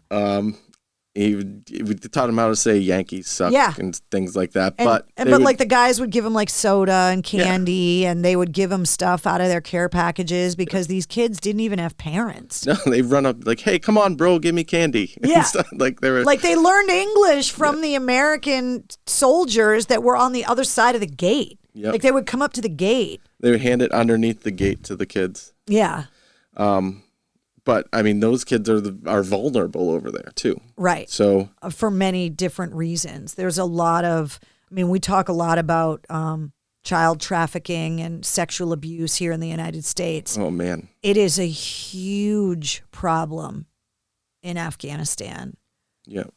And so when you've got young kids, especially, young boys that don't have parents or whatever, like, really bad things can happen to them. And so, the soldiers kind of befriending these kids who they could not bring on base and but they were doing what they could to like take care of them the best they could, smuggling them food and clean water and giving them books to read and like that kind of stuff. And, pens and candy and just little trinkets, things a soccer ball. Yeah. Like things that we wouldn't even like think twice about, but like to those kids who are now adults, most likely, like how did that affect them? Because we'll never know. You know what I mean? Yep. I mean, as long as they get to see them come along and grow up, because I mean, I know that can have an effect on people too. Those kids can't be seen talking to some of those guys too. 100%. Yeah.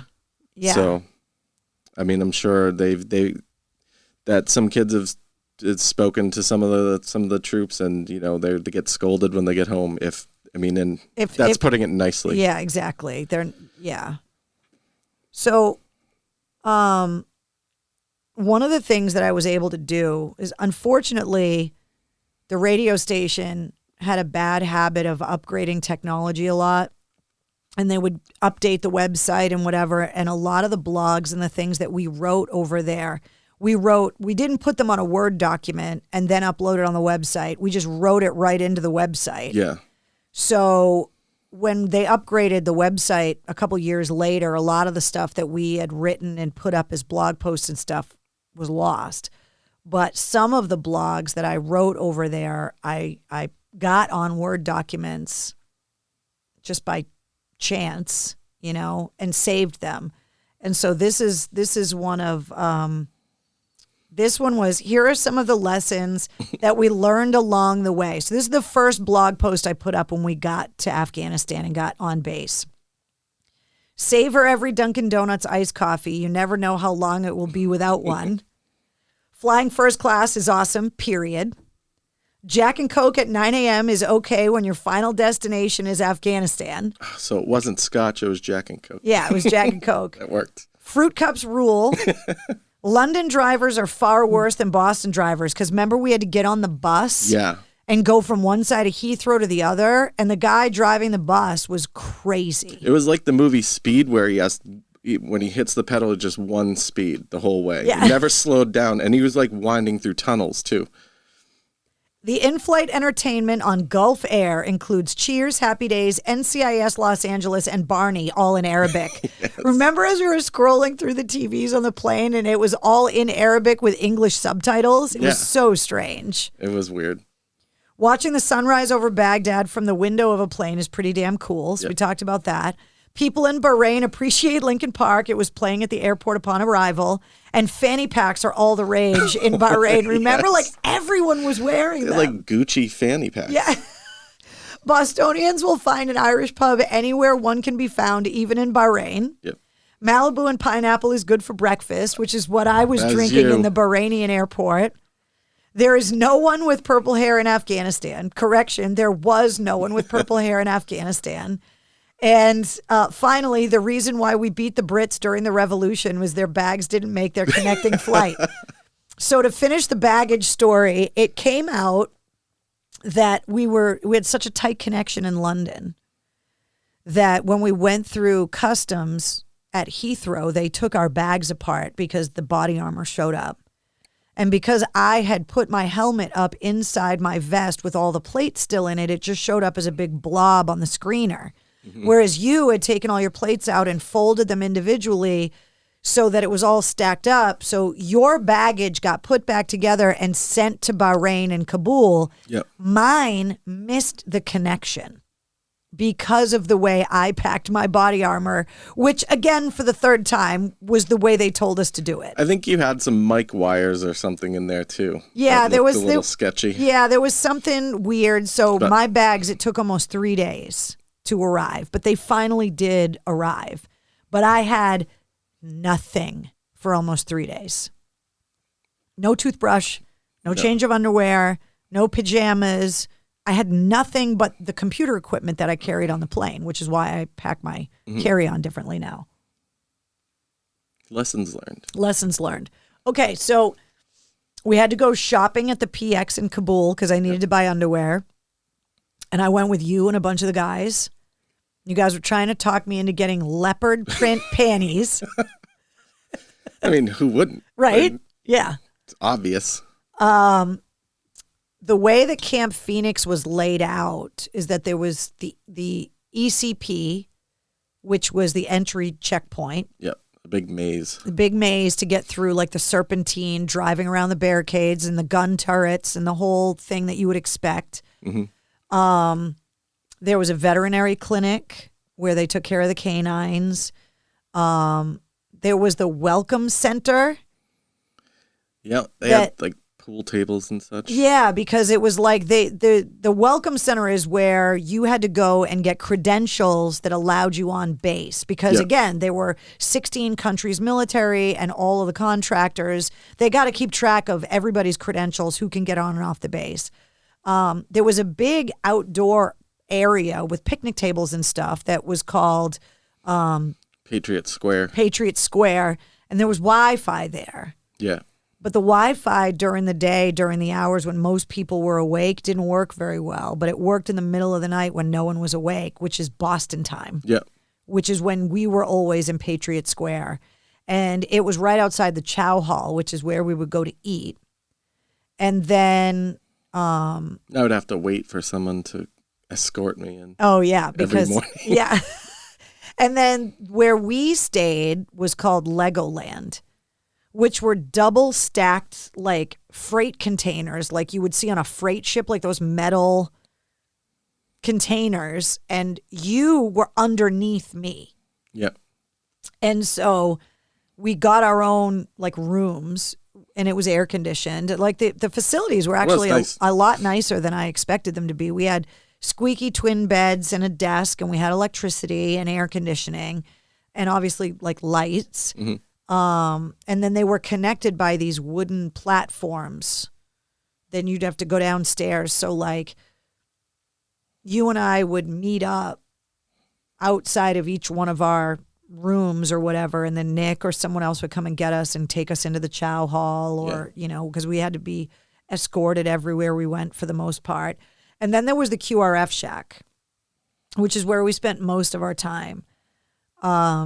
If you go on the description of this podcast, I will put some links up to some of the videos that we put together that are still on the old AAF YouTube channel. And one of them is the Cribs episode that we did where we made a mock-up of what Cribs used to do. But it shows our accommodations and kind of showed like the view and the plan. Everything we're talking about, like you can see in this little kind of funny video or whatever. And then the QRF shack had like a main room. And you had to get used to there being guns all over the place. Yeah. Hand grenades. Like it was just everywhere.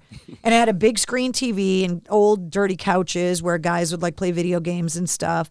Then there were a couple of like little office where like private communications could take place. And then there was that closet that was just full of bullets. Yep. Remember? And all the guns that were in there. And then there was like the briefing room. Right. Which is where all of the secure computers were, where they planned missions, and that's where the maps were and all of that kind of stuff. And then on the other side of that was like the bunk room, because the guys that were on duty 24 hours a day had to be in the shack. Yep. So they had to sleep there if they were on duty. And so it was not a huge place, but it was kind of big that like there was a lot of movement. And then there was a canopy outside that was like a constructed roof that had picnic tables outside, which is where we played cards. Yep.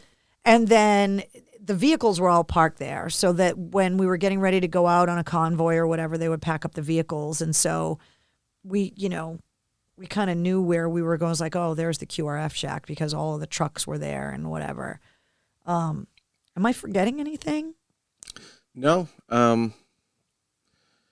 think you got a good description of the QRF shack and stuff. Let me see. Like everything's plywood, everything's 2x4s. Like it's all remedial construction. Yeah.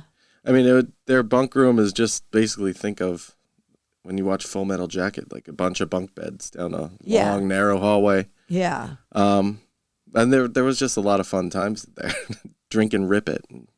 Yeah. So there's these energy drinks called Rip It that were everywhere, and then there were just constantly like little shacks filled with cases of water. Yeah. Like we had Cristal. it was called Cristal. We had unlimited access to that stuff.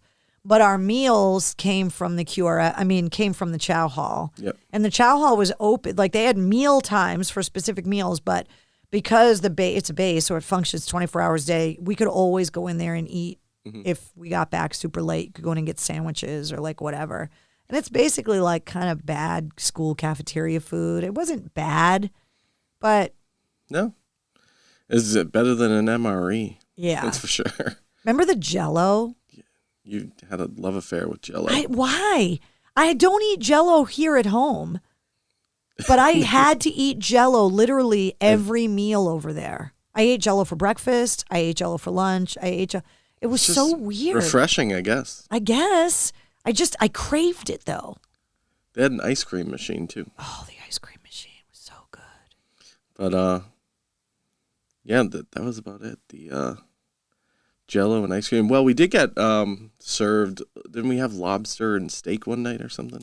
They had it was like it was on 9/11. Yeah. I think that they like had a fancy like dinner that night, and it was like steak and as good a lobster tails as you could imagine being served in a cafeteria setting in Kabul. Yeah, they tried. Yeah, like everything comes in frozen and everything. It's definitely cafeteria style. And like when you went into the chow hall, it looked like a big school cafeteria, a massive one. And so you would go through the line and like figure out whatever you were going to eat. And then it was like the searching of where are our guys? Where are we going to sit? And people were always looking at us because we definitely didn't fit in.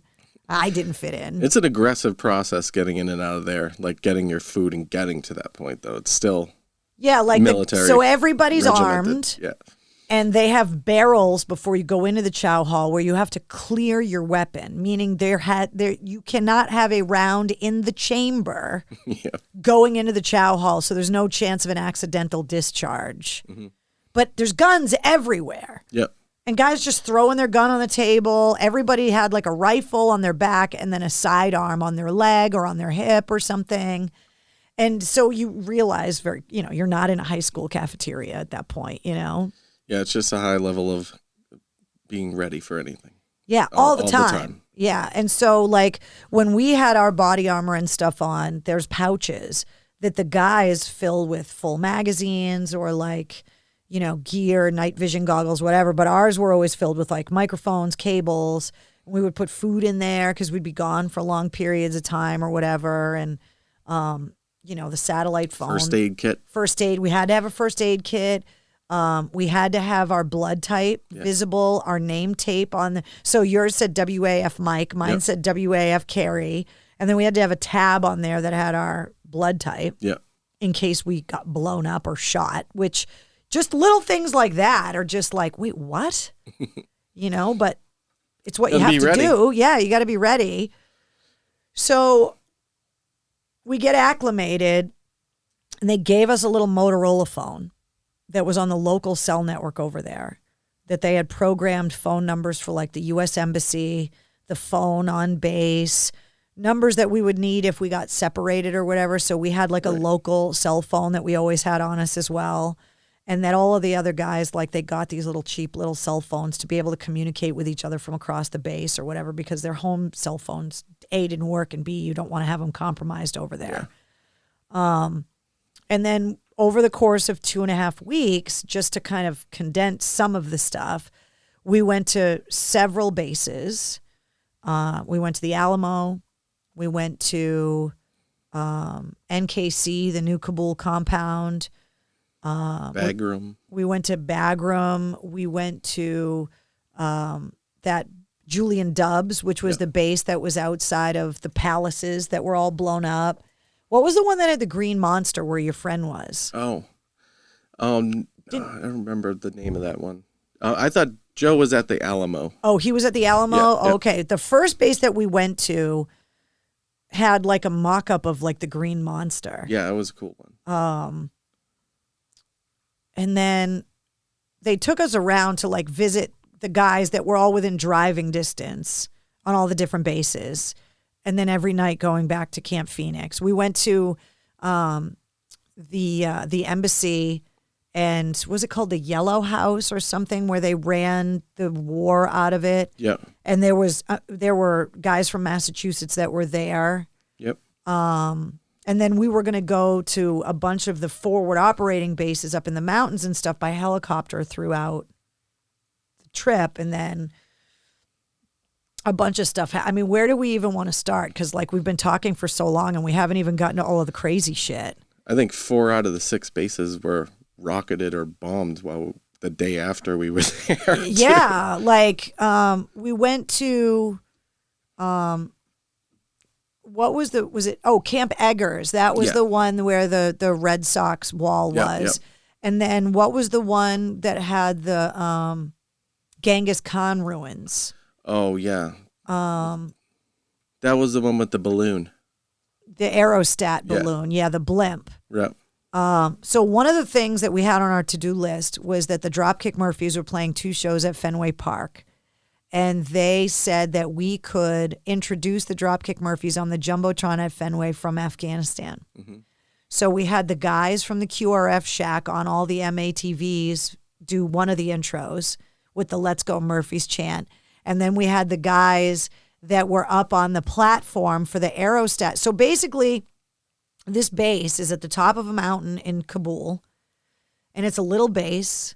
And the only reason it's even there is because there were all these General Dynamics contractors that had this giant blimp on a tether with a tractor trailer full of helium. That's how much helium it took to fly this thing. It's crazy. That this thing was just up in the sky, and they used this crazy secure camera equipment to like do overhead surveillance, which they probably use drones for now, maybe. But at the time, they had these giant blimps up in the sky. And so they needed this base to protect the aerostat balloon because those cameras help them keep an eye on all of Kabul. Yep. And they call all these bases the Ring of Steel. And they were all under the command of General Hammond, who was from Massachusetts, the 26th MEB. what was the name of that base? I'm going to think of it in a minute. It's going to piss me off that I couldn't remember. I'm trying to bring up, because I know that if you're listening to this, if you go to the Mistress Carrie Facebook page, and go to my photo albums, there's a whole album of just, it's called AAF to Afghanistan. And there's a ton. I mean, there's 180 pictures or something up there about all of the stuff that we're talking about. And then there's also a photo album of the Boston to Baghdad trip that I did in 2006. So we had, that was the only time that we were on that base. Genghis Khan had a fort there. Yeah. It was 1,000-year-old fort ruins. And we got to go there and walk around the ruins and stuff, which was really cool. Yeah, there was a bunch of hidden caves and things like that in it. And they were like, yeah, you may not want to go in there. Bala Hissar. Yes. That's what it was called, Bala Hissar. I knew I'd think of it. It was driving me crazy. And that was the only base we were on that had an army cook, remember? A traditional, MASH style army cook, because they were super isolated up there. And that base was dark. It was. Meaning, after sunset, they did not put lights on because the lights would have exposed them from all of the other mountains that were around that would have allowed people to kind of take shots at the troops that were inside the perimeter, which is important. Is it? Yeah. Because we got to tell the ID story. Oh, boy. Come on, Mike. All right. Do you want to tell the story or do you want me to tell the story? Why don't you tell your part of the story and then I'll stop you if you forget anything that incriminates you. I'll start the story and you can tell what happened because of that. So when we got to that base, I had got out of the truck and had taken off my... the lanyard. I took off my body armor to walk around and tour the base. And as I did that, when I pulled it off over my head, my lanyard fell off that had my ISAF credentials. Yeah, so we had to have these lanyards that had, like I said, our visa from the Afghan government, our military orders, our press credentials, and then we got credentials that allowed us on and off of Camp Phoenix. Yep. So, and our passport, and we had money. It was basically... If we lost anything, it was not this. Not good. Lose anything but this because we couldn't even get home without it. Yeah, we wouldn't have gotten back in Camp Phoenix. Yeah. So after we were done touring the base, shooting the Dropkicks video, which we did at it was dusk. Yeah, it was dusk. So and we were already on that base longer than we should have because of all the other bases we had visited that day. Everything had just gotten later and later and later. So we shot that video, and then once we were done recording some audio and stuff with the guys and girls there. Yeah, we interviewed one of the interpreters. Yeah. Who was amazing. That was awesome. Yeah. So I get back to go in the car. Or in the truck. I threw my body armor on, and then I had a kind of a process of I would pull my lanyard out of the body armor. Yeah, because it's the plates and tight. It's tight and so I hadn't started doing that until we were already on our way out of the base, driving out of the base. And I reached for it and I was like, I don't have my ID. I need to stop right now. So we got about halfway down and almost out of the base. Yeah, so there was an outer perimeter of the base that was manned by the Afghans. Mm-hmm. So we had to go through an Afghan checkpoint and then kind of no man's land and then go through an American checkpoint to get into the base at Bala Hissar because the Afghans weren't allowed anywhere near the aerostat balloon. Yeah. But because we were there in cooperation with the Afghan government, there was always an Afghan presence around. And so we are in no man's land. Yeah. Between leaving the American checkpoint, but not getting to the Afghan checkpoint before we're in downtown Kabul. And it's tight. Driving out of there. Yeah. It's not like you just these turn little around dirt and go back. roads and switchbacks and whatever. We're on a mountain. So, long story short, they turned the lights on. Yeah, so because of me. But so our drivers in the MATVs are driving with thermals because it's dark and we can't put headlights on because it's a dark base. Jones, my driver in my truck, and I think we were third or fourth in the convoy, said, I just saw something fall or something. Like he saw a heat signature of something on the ground. And everybody was like, shut up, Jones. Like, you didn't see, whatever. Because what is there to see? Then we get word from the trucks ahead of us where you were that they needed to stop because you couldn't find all your identification. We didn't know what it was. It came off. And so they're out there with like the red flashlights at first. And it's like, you can't see anything. And the base is completely dark. And then they make the decision that these credentials are so important that if they fell in the wrong hands, I mean, it put the whole base in jeopardy. Yeah. Never mind having your passport, military orders. I mean, we were fucked. So they decided to turn all the lights on in the base. And they're like, we're going to turn the lights on, which they never do at night. So they're like, everybody in downtown Kabul, like up in the mountains, is going to notice the lights are on in this base. So we're going to turn the lights on, and you guys better fucking find this shit and find it fast. Now they got all the guys armed because they're waiting to start taking fire because the lights are on. It's like people getting a chance to see in the base at night. Yep. Long story short, they turned all the lights on. They sent someone down in an ATV and he scooped it right up. Yeah, and they found it. And it was Jones that had the general area because he saw the heat signature of it, which was really weird. Then we go to leave. I remember the Afghans at the checkpoint when we were leaving. He almost raised his rifle. Yeah. It was very, very close. Like at the first truck, which didn't have you or I in it. And we're listening to the communication of all of the trucks because the guys that were in the first truck were like, tell these guys to stand down. I'm going to shoot them if they don't put their guns down because the Afghans were holding their guns up to the Americans. Yeah. So weird. So that happened.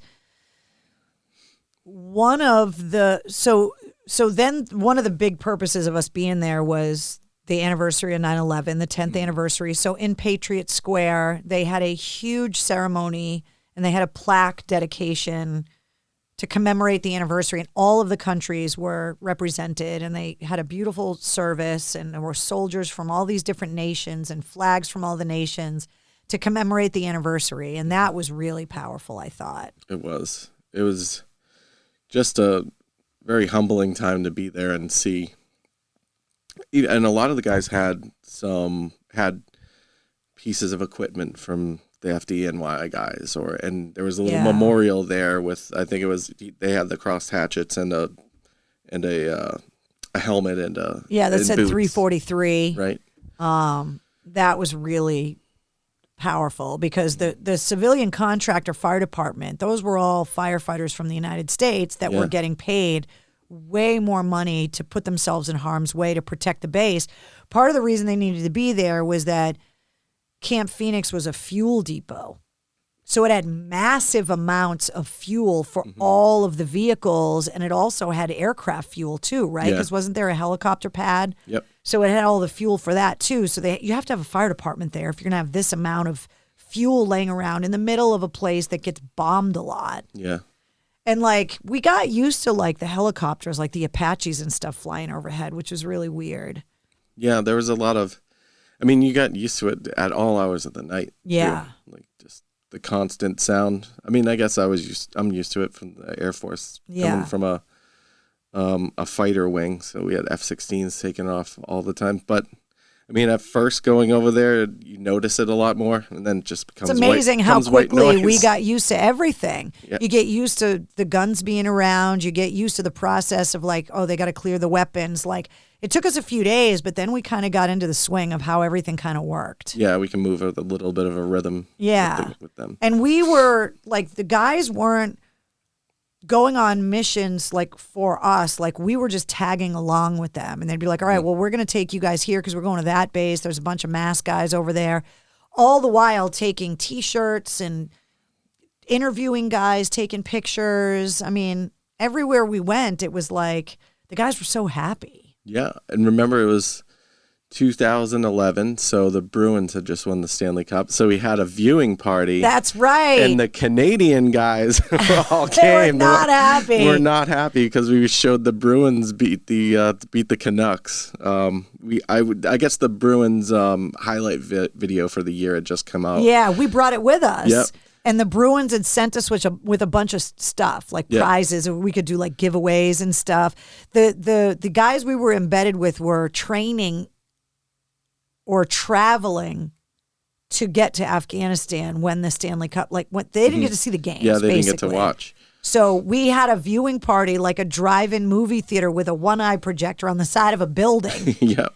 And they sent everybody notices on base that said, if you want to watch the highlight of the Stanley Cup finals. And then they told them, they made a uniform exception. And they said, you don't have to meet uniform regulations if you're wearing Boston Bruins gear. Yeah. So all the guys were showing up in Bruins T-shirts with like their cami bottoms, still with a rifle on their back and whatever. And I remember a lot of the guys just being super thankful and excited that it felt normal to be sitting around with a bunch of guys from Boston watching a Bruins game. Yeah. It was really cool. And actually, the Red Sox sent us with a bunch of prizes, too. I remember That's right. Bernie Albanese took care of us. He was a producer for the Red Sox broadcasts. And he and Joe Castiglione, he had told him what we were doing. And he and Joe Castiglione, the voice of the Red Sox, got a bunch of stuff signed and gave it to us. So we had autograph balls and all of this stuff to give to those guys. And they were so grateful. Yeah, it was... They were like, holy shit, really? It was like they were surprised that Joe Castiglione or people back home cared enough. Yeah.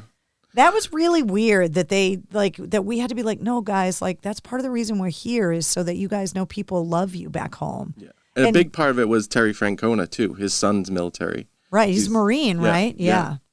So when he would sign the balls, it was thank you for your service and personal messages. Right. So it meant a lot to them.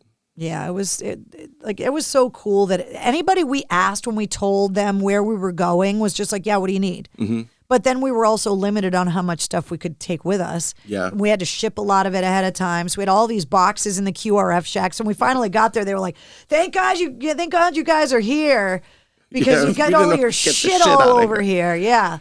So we got to tell the Blueberry Cobbler story. Oh, man. So on Camp Phoenix, we already kind of explained a lot of the other stuff that was there. But one of the other things that was on Camp Phoenix, which the Americans were very proud of, was they had a little marketplace, a little bazaar area where they had vetted small business owners, and in a lot of cases, women, to be able to get on base and set up little stores to sell local crafts. Hookahs. Hookahs, just souvenir kind of stuff. There was the electronics one that if you needed a cell phone or a cell phone battery or a cable, they had a little 10 by 10 little shed where a guy was allowed to maintain a business inside the walls of the base. And then one of the other businesses that was there was a massage parlor.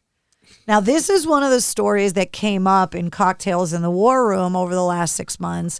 And this story has become a joke amongst the people in Cocktails in the War Room because it's code. Mm-hmm. But this has been code for you and I and the guys we were overseas with for the last 9 years. Yep. Isn't it weird that there's a bunch of people in the War Room now making Blueberry Cobbler jokes? It's like they're in on the joke now. It's funny.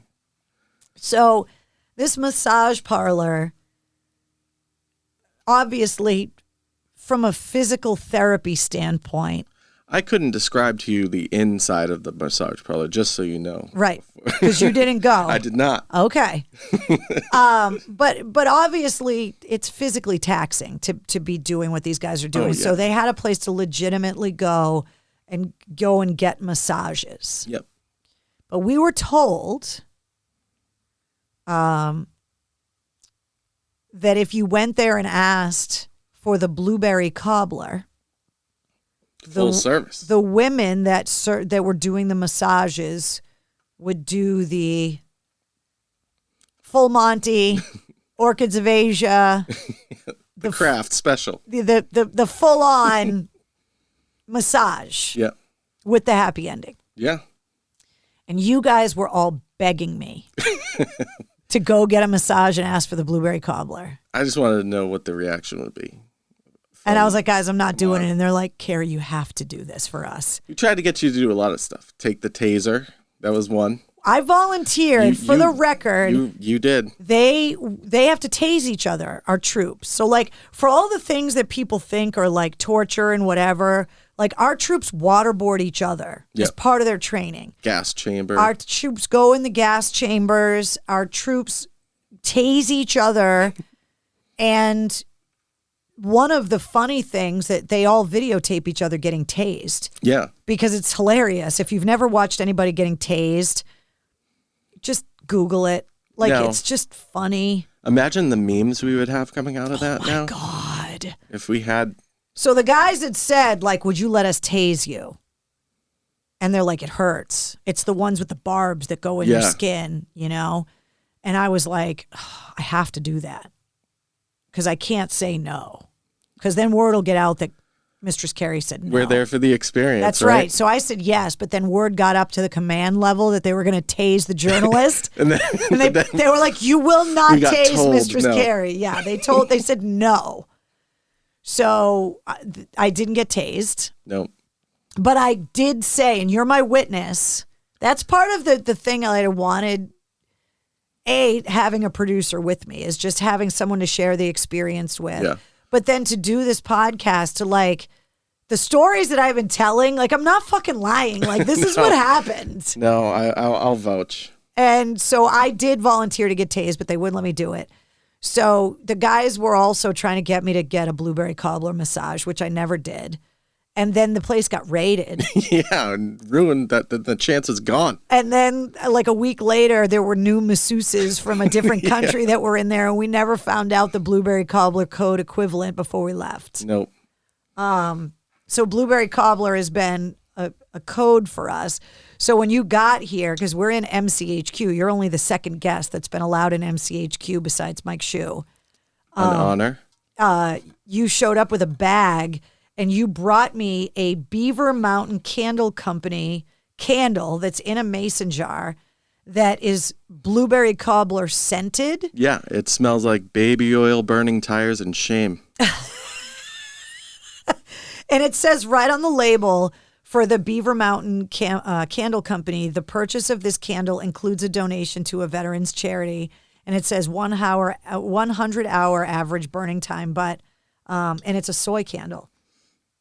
But it's kind of smells. It doesn't smell like baby oil and shame. No, but it kind of smells blueberry. Yeah. Yeah, and it's a nice blue candle. So we're going to have to show this off in the war room so everybody can see that. Because blueberry cobbler has become code in the war room, and we are working on a blueberry cobbler cocktail. I'm thinking it has to have Rip It in it. Yeah. Oh. It's like blueberry vodka and Rip It. Yeah. I think I have blueberry vodka in the war room bar. I just don't know if I have any Rip Its, because we might have to try that. They only sell them at the dollar store here now. Because Jonathan Hill, who was was that episode 4 of the podcast, who was at the Outpost, the movie that came out, his girlfriend Johnny, they joined me for an after-action report in the war room, and she was going to come up with a blueberry cobbler cocktail recipe. But the idea to put Rip It in it, I didn't think of. And John, he'll appreciate that. So I'm going to have to message them and say, Johnny's got to put Rip It as one of the, it's a requirement that it's got to be Rip Its and like blueberry vodka, and then whatever else she wants to put in there is good. A splash of lemonade. Yeah, seriously. Just to take the edge off.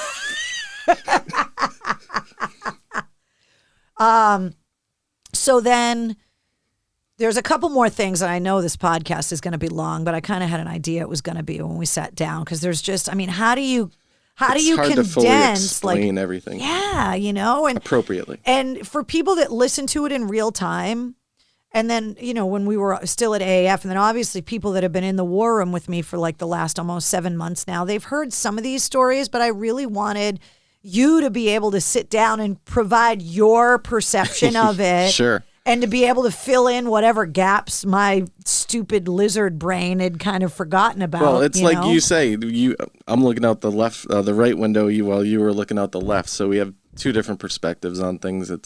On some things. Yeah, sure. Yeah. So there were a couple other things that we definitely have to talk about. One, when we were taken to visit the guys from the embassy and ISAF headquarters. Yeah. They were all mass guys. We went in there and it was really nice. It's where the embassy is, and they're like, this is where we've been running the war from, and this base has never been attacked, and like we have a coffee bar. At the time it hadn't. At the time it hadn't. But like you said, every time we left a place, they got attacked within 6 hours. Yep. And we left at night with the guys from the aerostat watching over us, because a lot of time they didn't want us going on convoys at night. Yeah. So we had overwatch of those guys making sure that we were okay. But we left ISAF headquarters and all those guys from Massachusetts.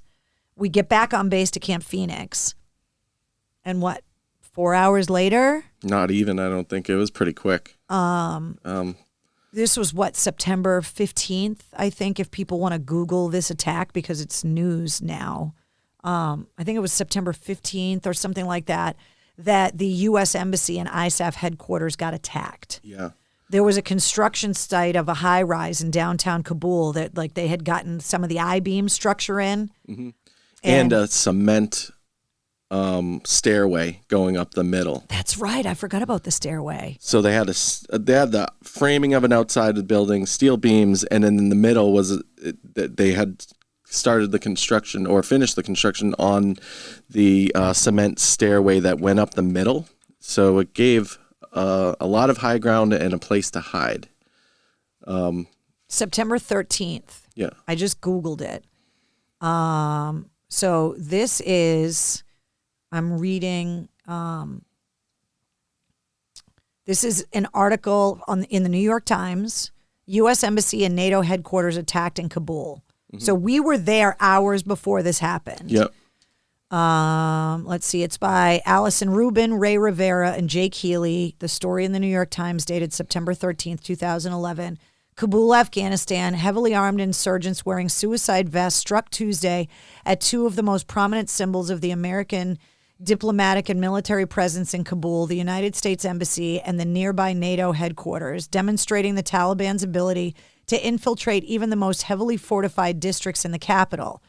As the insurgents fired rocket-propelled grenades, Westerners sought shelter. One rocket penetrated the embassy compound, and Afghan government workers fled their offices, emptying into the city center. NATO and Afghan troops responded with barrages of bullets. At least 7 people were killed, 19 wounded by the insurgents. The Taliban siege ended Wednesday morning after 19 hours, with 9 insurgents killed, 3 of them on Tuesday and the rest early Wednesday, said the Kabul provincial police chief. At least 5 of the attackers had taken positions in a 14-story building under construction with clear sight lines at the targets. As the gunfire pounded, the loudspeakers at nearby embassies kept repeating, "This is not a drill. This is not a drill. If you are in a secure location, do not move." Security forces moved floor to floor, occasionally taking fire as they fought to gain complete control of the building. Traffic was barred from the center of the city, and military helicopters whirred overhead early Wednesday. Though staved off after about 5 hours, the attack was the most direct on the American embassy since it opened here 10 years ago and was freighted with intended symbolism. It was one of several recent attacks in Kabul that demonstrated the Taliban's ability to terrify the population, dominate the media, and overshadow the West's assertions that the Afghan government and security forces would soon be able to handle the insurgency. The insurgents have made such guerrilla-style attacks the centerpiece of their new strategy after a year in which the addition of more than 30,000 more American forces to the war set back the Taliban's capacity for frontal attacks and their ability to control the entire districts in the South. So that surge was our guys. Yep. The troops they're talking about, those were our guys. Mm-hmm. And so when we got back to Camp Phoenix, they activated the QRF. Yeah. It's kind of like regulators mount up when they're excited to go. And but looking back, like how dangerous that was. It took me 2 seconds to Google the ISAF attack in 2011, and there's a list of, So here's what happened from our perspective. Half of the guys we were embedded with at Camp Phoenix got spun up and went to ISAF. Yeah. We were told to shelter in place, basically. Part of the reason was there had been some attacks on civilian contractors and kidnappings and credential taking. Yep.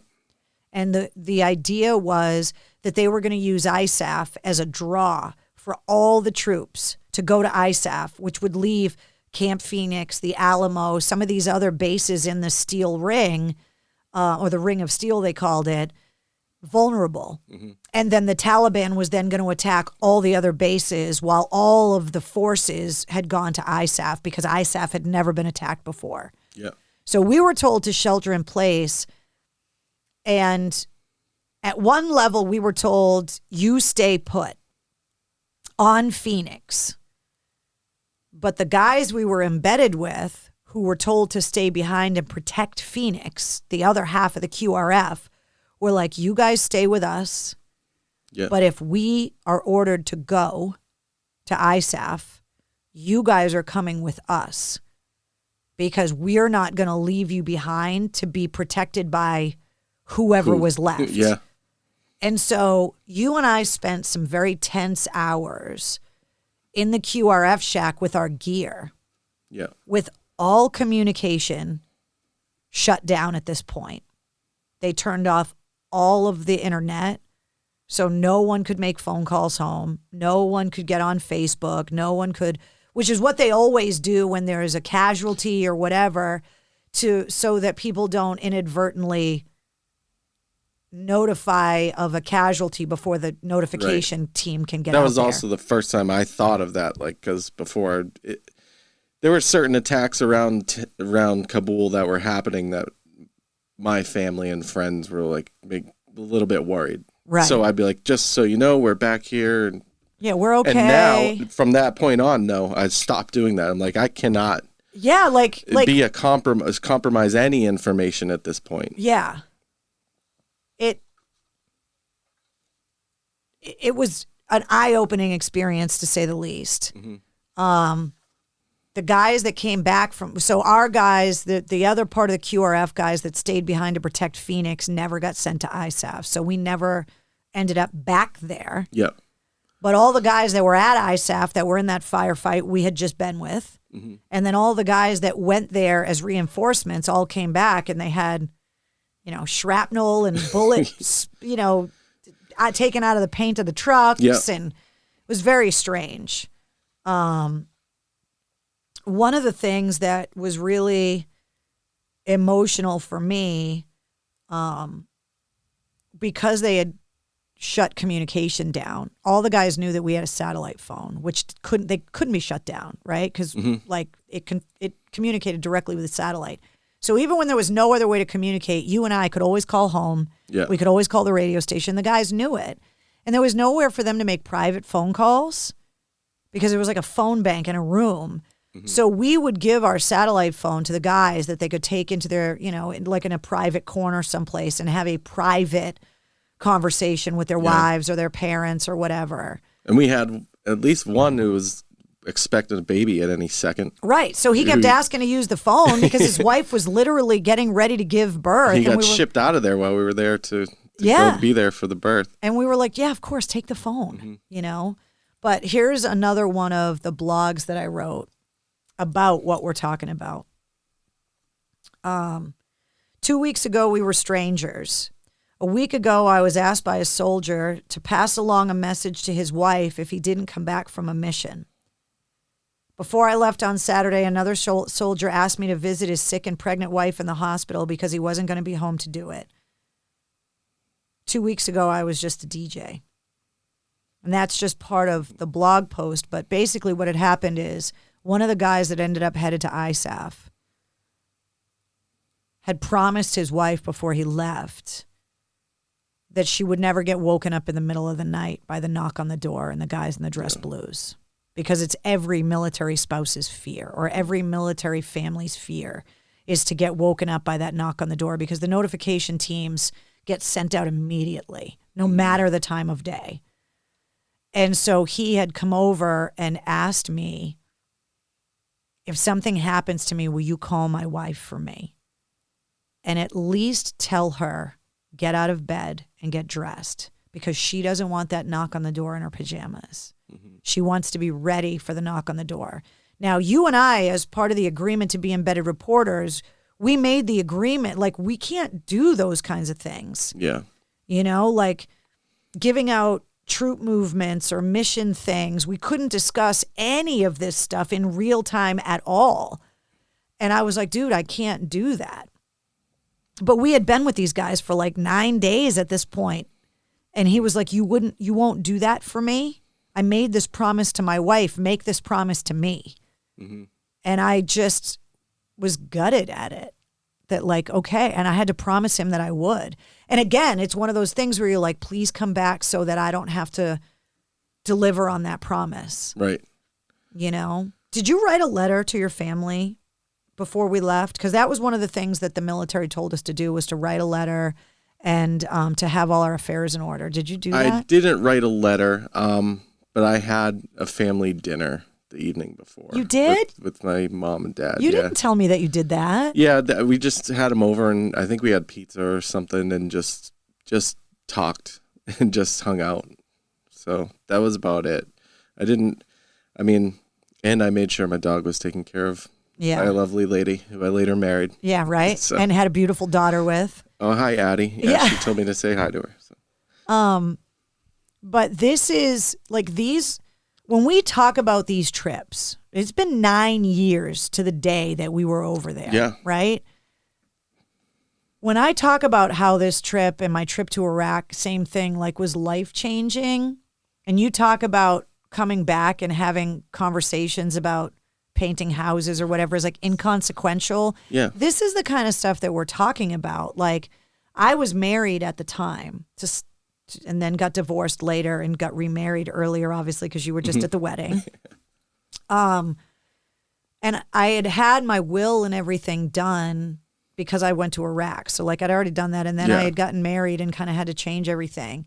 And the military said, like, you know, you should leave a letter for your spouse. You know, you're married, you should leave a letter or something, which is what most of the guys do. And I remember I tried to write it and I couldn't write it.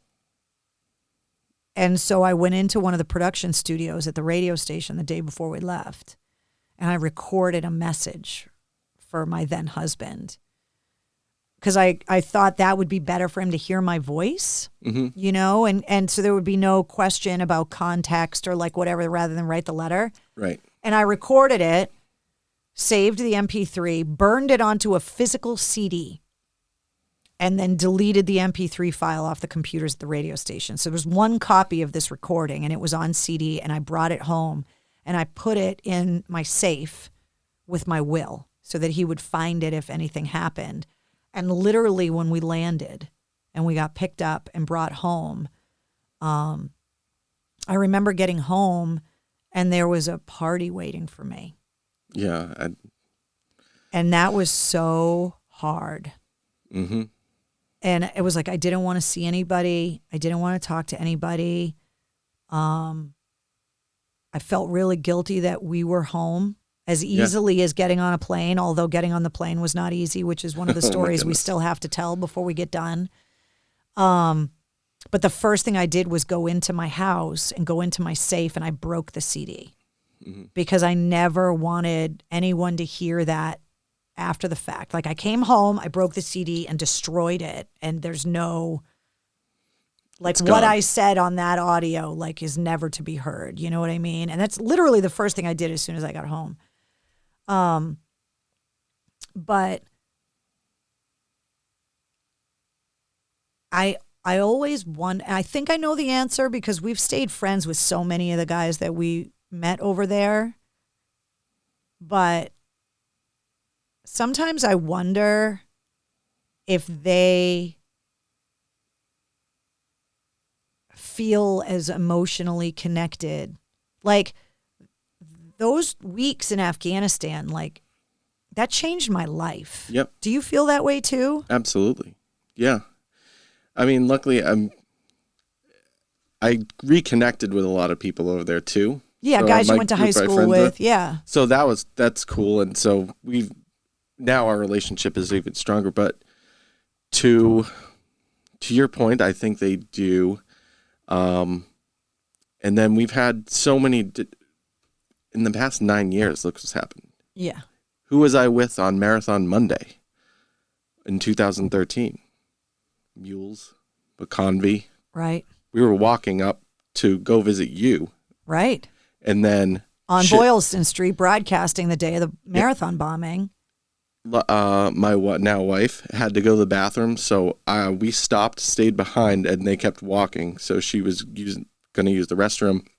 Caught up with them, and then we got to Dylan's, and then stuff happened. Right. We all know what happened. Yeah. But those guys turned around. Snapped. Yeah.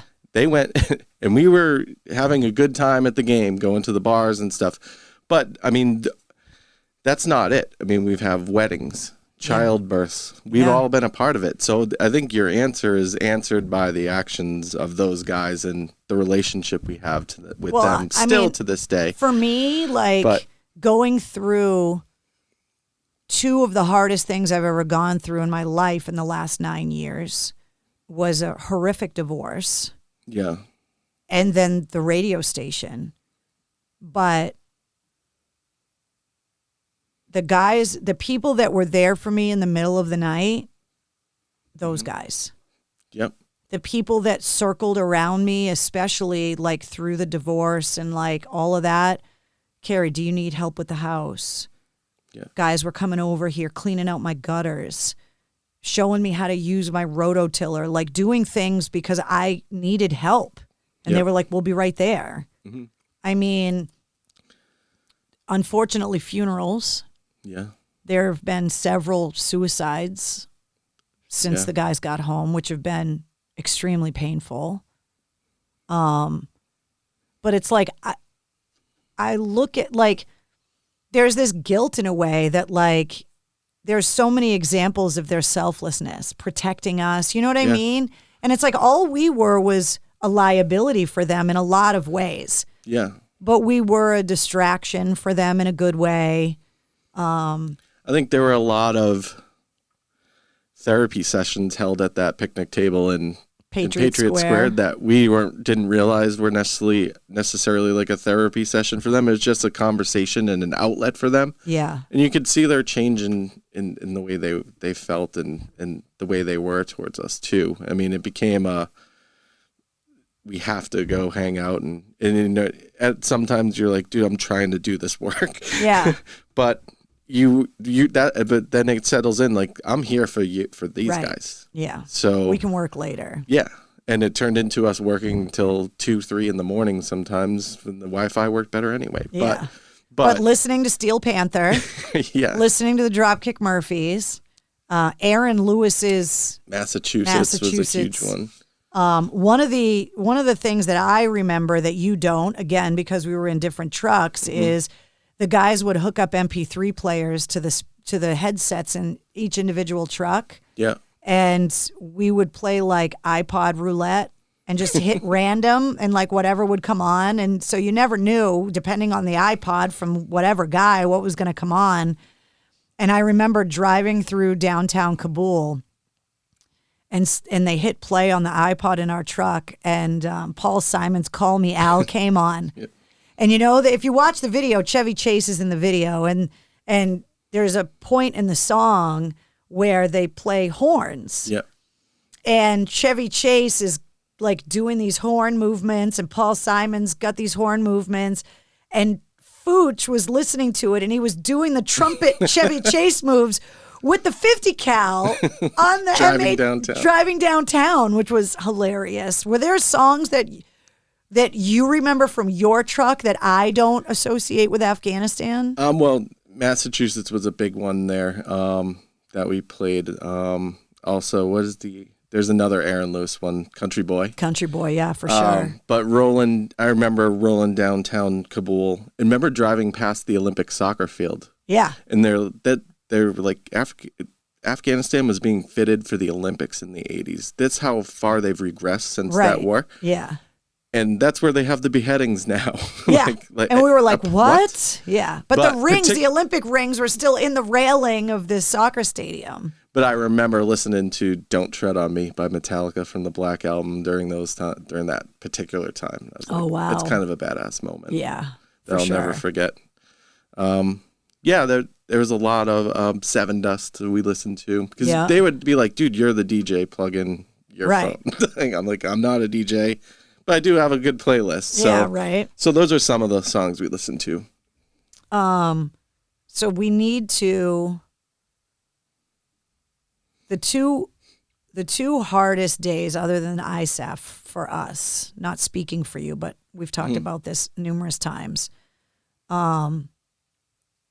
The first of which was going to visit Sergeant Grace. Yeah. Which still is really hard for me to talk about.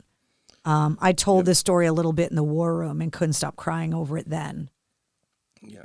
It is a hard story, and I don't think we could even tell it all. Yeah, we can't tell it all, but basically because he's no longer with us, it's like I want people to understand what a badass he was. Yep. So after the ISAF attack, a lot of air transport was grounded. Mm-hmm. And there were some forward operating bases up in the mountains that were more isolated that had guys from Massachusetts that we were scheduled to go and see. And then the helicopters were grounded, so we never got to go to those places. One of those places was a place called Ghazni, which is where Sergeant Grace was. Someone had gotten injured at Ghazni, either right around the time we were there or right before we got there, and they had asked the guys to donate blood. And so Sergeant Grace, whose father was also military, served in Vietnam, if I recall correctly, had volunteered to go and donate blood or whatever. Serving in the mountains of Afghanistan, going on foot patrols every day, whatever. And his blood work, they tested the blood obviously, and it came back weird or whatever.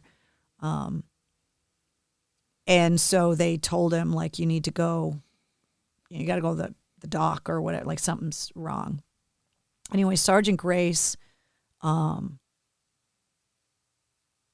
they sent him home because they discovered that he had cancer, pretty advanced cancer, and he had no idea. And if he had an idea, we didn't know that he knew. You know what I mean? Like, so basically what had happened was Sergeant Grace had been sent to Bagram. Yep. And was waiting for a transport home. His brother was serving in Afghanistan in a different unit, in a different capacity, in a different part of the country.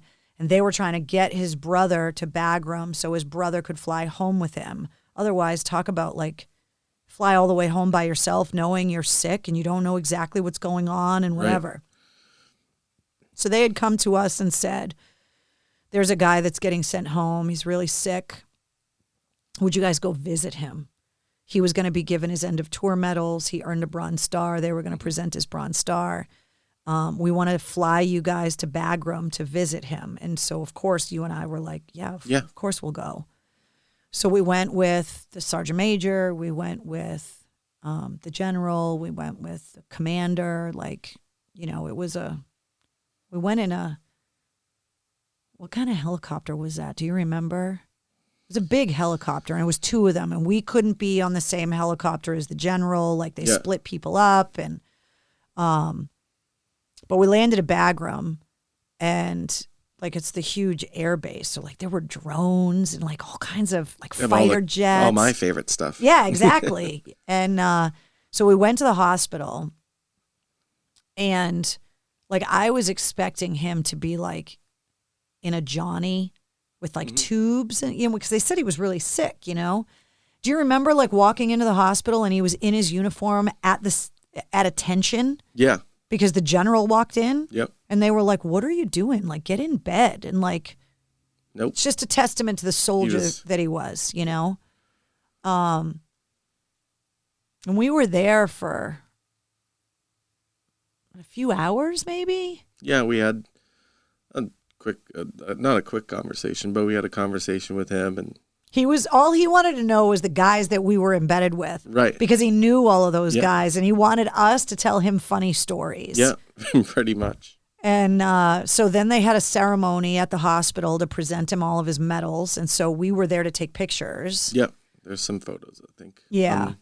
And then what was really hard is that a lot of his really close friends that we were embedded with were not allowed to go. And word was getting out slowly that Grace was going home and that he was really sick. And a lot of his friends wanted to go and say goodbye to him, and they couldn't, but we went. Yeah. And I think we knew why he was going home before he did, I think. Yeah. Like it's a really hard, strange thing because we were being told like this is a really serious thing, but because he was the one that was sick, they were trying to not get him more stressed. Yeah. Until his brother could be there to help console him for the flight home. And it was just a really hard day. Yeah. And I remember flying back to Phoenix and like nobody was talking. It was just emotionally exhausting. Yeah. Because of what we're thinking when we were watching this. I mean, him stand at attention and receive his medals. And I mean, he's getting a medal is not necessarily a reward for your work, but it's a statement of your work. Right. Like you are an acknowledgement of your service soldier, and sacrifice. And that's right. We appreciate you. And the reason why they found out was that he was being so selfless and right. giving, so all we think did a good job of holding it together. And then while we were there, what was really hard to go back to the Iraq trip. I know I keep bringing it up, but it set precedents for things. We gave out in the Boston to Baghdad trip about 2,000 T-shirts in Baghdad. And to my knowledge, every single person that received one of those AAF Boston to Baghdad shirts made it home from that deployment. Yeah. And, the mass National Guard, the Army National Guard's not that big of a thing. So when we went to Afghanistan, everybody was like, "Well, you're making shirts, right?" Yeah. And so we made like 2,500 shirts to take to Afghanistan. So the shirts were considered lucky.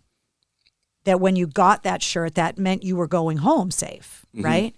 And when we were there watching him get his medals, Grace asked us for his shirt. Yeah. He's like, "Well, I get one of those, right?" And it killed me. Mm-hmm. Well, it got him home safe. Yeah. I mean, this. So we get back to Camp Phoenix after that, and I remember begging the guys that were really good friends with him to forgive me for being there to say bye to Grace when they couldn't be. Yeah. Because I felt so guilty that we were allowed to be there and that they weren't. Yeah. And they were like, "But at least you said they had asked us to pass messages along for them, which we did." And they were like, but you said everything that we told you to say, that we said hi and travel safe and, we'll see you when we get home kind of stuff. I was different after that day. Yeah, I agree. There are some things said that stick with us that we can't necessarily repeat. Yeah. But it gave us a clear view of why we were there and Yeah. And who we were advocating for. Like, Yep. it really put things into perspective about loyalty of the guys we were with. And at that point, between the ISAF attack and this, like, we had become part of the guys, you know, and I changed that day. Like, not just for the rest of the trip, but that's a defining experience in my life that, I mean, you and I are having a hard time talking about it still, and this was 9 years ago. It's a thing. Yep. And we've gone and visited in Arlington. So Grace was sent home for treatment, and passed away in October. So he really, that's how sick he was. Yeah, a few weeks. Again, being selfless, he had opted to have his cancer researched to see if it was deployment related. So he wasn't buried until after the new year, but the guys were all still deployed. And so when he passed away in October, but he wasn't buried for like 3 months, and the guys had asked, you know, well, they couldn't be at the funeral. And so they asked me if I would go to the funeral for them. And so me and my mom and my sister flew to D.C. to go to the funeral, and that was hard. Yeah. That's why I still wear this bracelet. I bought it the day of his funeral at the American History Museum, and I wear it every day. So he's buried at Arlington. Yep. And we've obviously made several trips with some of the guys that we were overseas with. And every time, you know, I go to D.C. or you go to D.C., it's like we always go to Section 60. Yeah, I have family down there, so go and visit every now and then. Yeah, and it helps, you know. I was also able at the funeral to give his parents a CD-ROM of all the photos that we took of his award ceremony and stuff. So I know the family has those too, which made me feel really good. Yeah. So out of all of the things that happened over like that 2.5 week period, I mean, there was really funny stuff. Then there was really emotional stuff. And then it was time to leave. And that was a hard, so we had to ship some stuff home that we couldn't take on the planes. Oh, well, you went shopping at the bazaar. We went shopping at the bazaar and got a bunch of souvenirs. We had stuff to bring back for advertisers, people in the office that had helped make the trip happen. So we had to ship all of that back. And then we had to say bye to the guys that were on base. And then the QRF guys took us by convoy back to Kia, Kabul International Airport. And so we passed around a pad of paper and asked every guy, because they're not allowed to drink when they're deployed, obviously, if you could have one drink right now, anything you want. And at this point, they had been deployed for what, like 8 months, 9 months, something like that? Yeah. Or maybe not that. Maybe it was like 6 months, 6 or 7 months. I don't know. Anyway, what would you want? And the list was crazy. You know, it was like a beer and a shot to a margarita to a mudslide to a lot of Jameson. A lot of Jameson, Captain and Cokes, you know, all of that kind of stuff. And then McConvey said, a stuntman. Asshole. And for anybody that doesn't know what a stuntman is, it's a shot of tequila, but you don't lick the salt, you snort it. And you don't squeeze the lemon after the shot, you squirt it in your eye. So to do the stuntman, the bartender gives you the tequila and the salt and the lemon, and then you make a cocaine line out of salt on the bar, and you snort salt, which sucks. Yeah. Then you shoot the tequila raw, and then just to add insult to injury, you squirt lemon in your eye. It's a Steve-O move, Yeah, for sure. seriously. So we see that on the list, and we're like, you son of a bitch, whatever. So we get everybody's list. We say our goodbyes. I cried, obviously, because I'm a crier. You know this. And we get in the convoy to go back to the airport. and say our goodbyes to like the QRF guys at the airport in the outer perimeter at the gate where we met them. Yep. And at this point now, like, we're all emotionally connected now. You know what I mean? Like, we're all family now. And so we're saying goodbye, and it was hot, and we got stuck in crazy traffic. So we were running late, and we had to get into the airport, and it was crazy. And a couple of the guys took their blouse tops, their uniform tops off. So they just had their tan kind of T-shirts underneath and, quote unquote, took their sidearms off to go inside the airport, to like walk us as far with the radio and whatever. It's important to note that the little cell phone they bought us with all the phone numbers in it, they told me to keep so that we had it in the airport because the sat phone that we had wouldn't work in the airport. And they just said, we're going to sit out here with the engines running until you're on the plane. And when we know that you're safe and they don't cancel the flight at the last minute or whatever, we'll be outside. Yeah. We ran in the airport, said our goodbyes to the last two guys that were there with us, ran in the airport.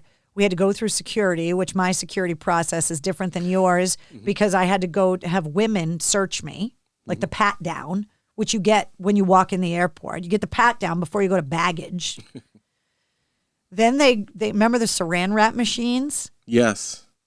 Where they saran wrap your luggage. So if you've ever seen an international flight come in at Logan and it looks like somebody took like saran wrap and wrapped the luggage. They do that for like pest purposes and bugs and stuff, which is so weird. So they took our luggage, saran wrapped it all, and then put it on the conveyor to go on the flight. And then we went to the ticket counter and they yelled at us because we were late. They're like, you guys don't have that much time. Yeah. And we were like, I'm sorry. Like, we got stuck in traffic in Kabul. Yeah. It's at this point that I realized my long sleeve shirt and headscarf are in the saran wrapped luggage on its way to the airport. Yeah.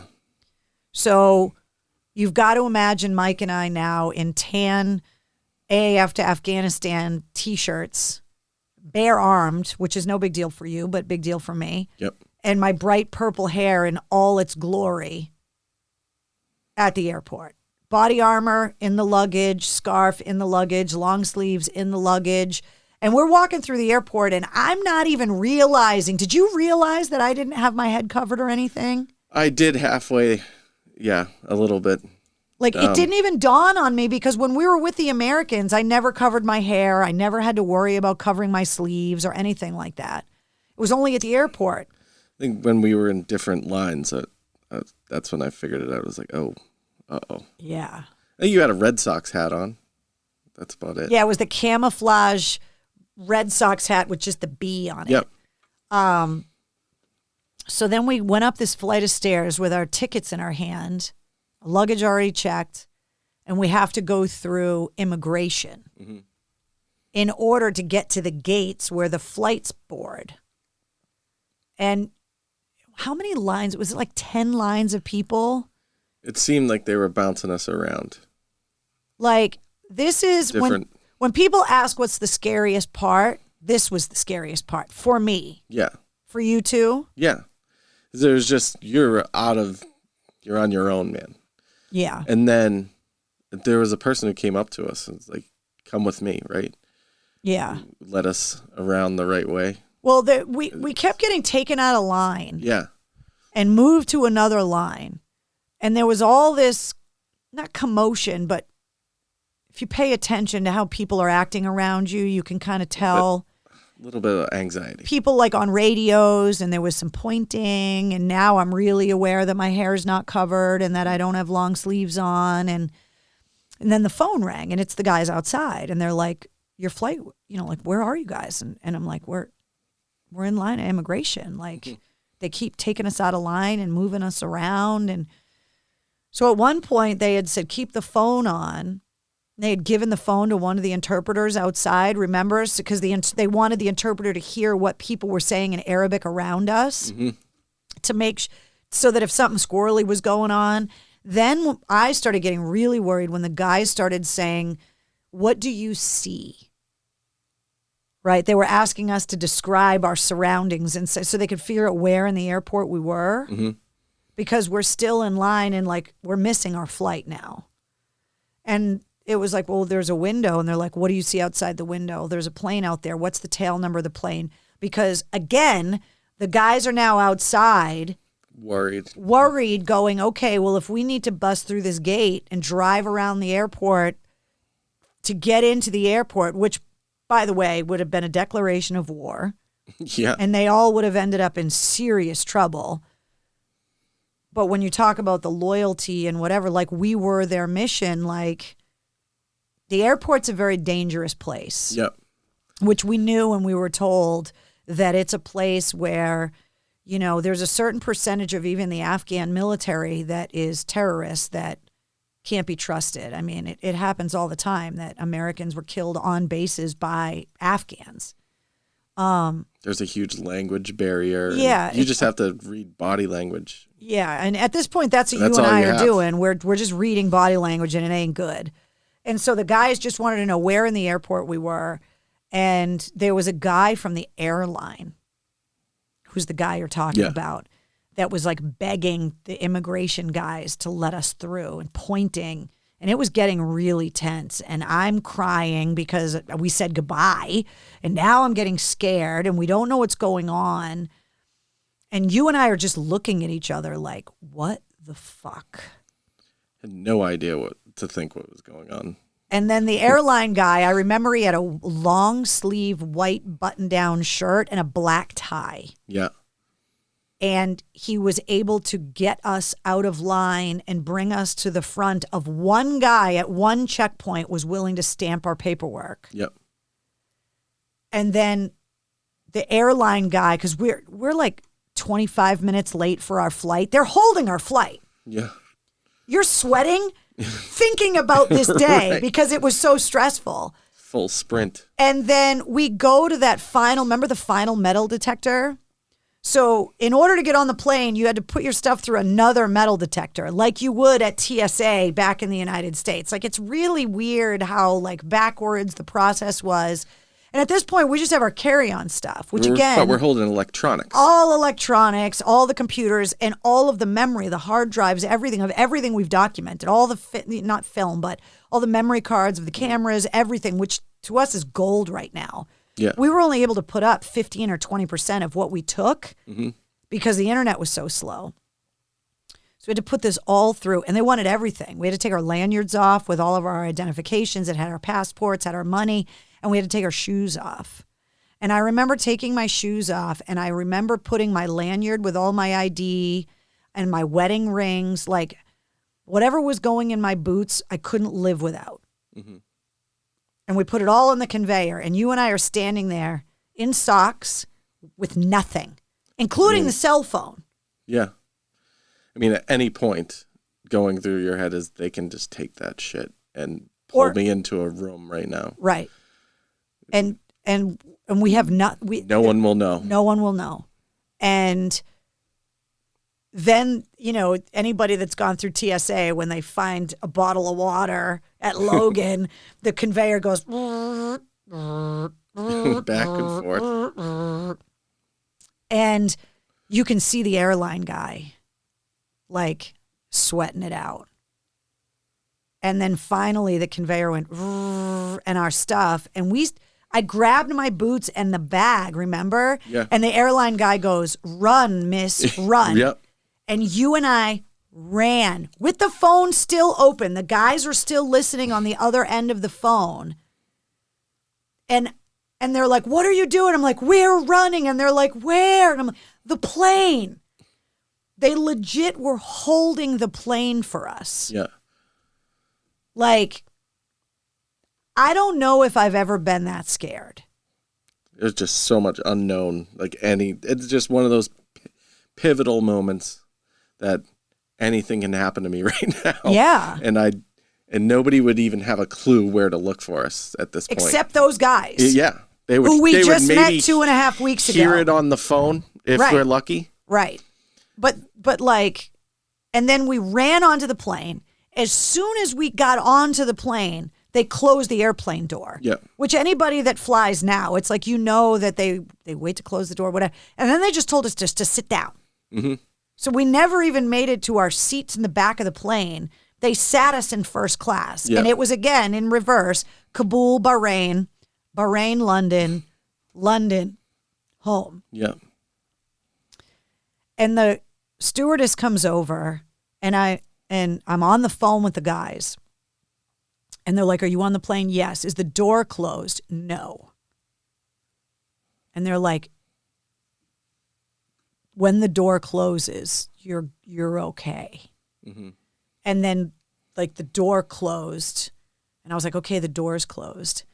And the guy said, "We love you. Get the fuck out of here." Yeah. That's what they said. And I hung up the phone. We put our seatbelts on. You're sitting next to the window. Mm-hmm. I'm sitting on the aisle. I just had my forehead on the seat in front of me with my eyes closed for quite a few minutes. And then the stewardess comes over because we're in first class. They literally said, "Get on the plane and sit down." And she comes over and brought us hot towels, remember? Yes. And it was like, anyone that's ever seen the Shroud of Turin, we took the face cloth and just wiped our face, and it was like a whole exact replica of our face in slime was on that face cloth. And then she came over and said, "Would you guys like a drink?" Yes. And break out the list. And then and we were like, "Yes." And she brought us screwdrivers, remember? Yeah. And we had a screwdriver on the flight to Bahrain. And I have a video of you as we were taxiing and getting ready to take off. And you're like, "Fuck you, Afghanistan." Oh, man. And there was just that moment. I mean, just those few moments leaving that military truck where you're safe. Right. And just kind of being let go into the airport. Yeah. It's kind of a moment of survival for me. Seriously, yeah. Like that time in the airport until the wheels were up on the runway. High stress. Is like some of the scariest time of my entire life. Then we landed in Bahrain. Mm-hmm. Lincoln Park was not playing. We went back to the same Irish pub. Yep. And we drank the list. We did. And signed onto the computer in the Irish pub on Skype. Yeah. And the guys in the QRF shack watched us get drunk. Yeah. And drink their drinks. Yep. Crossing them off one by one. Crossing them off. We were hammered when we got on the flight from Bahrain to London. Oh, London was good, though. Right. So then we land in London, and the woman says, because again, we were asking, we're on military orders, can you upgrade us? Mm-hmm. And so we got to London, and she's like, "I'm sorry I can't upgrade you, but I can give you access to the Admiral's Lounge." Yes. If anyone ever offers, is another life lesson. If anyone ever offers you access to the Admiral's Lounge, say yes. Fuck yes, if you can. Fuck yes. We walk in there, and mind you, again, no luggage, just carry-on. We are covered in Kabul. Yep.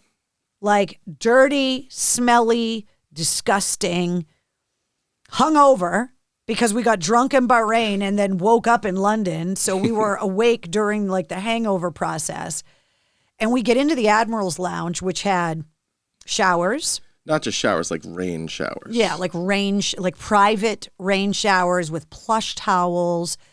And they had all the toiletries for us. Mm-hmm. So they had shampoo and soap and toothbrushes and toothpaste and lotion and kind of all of that stuff.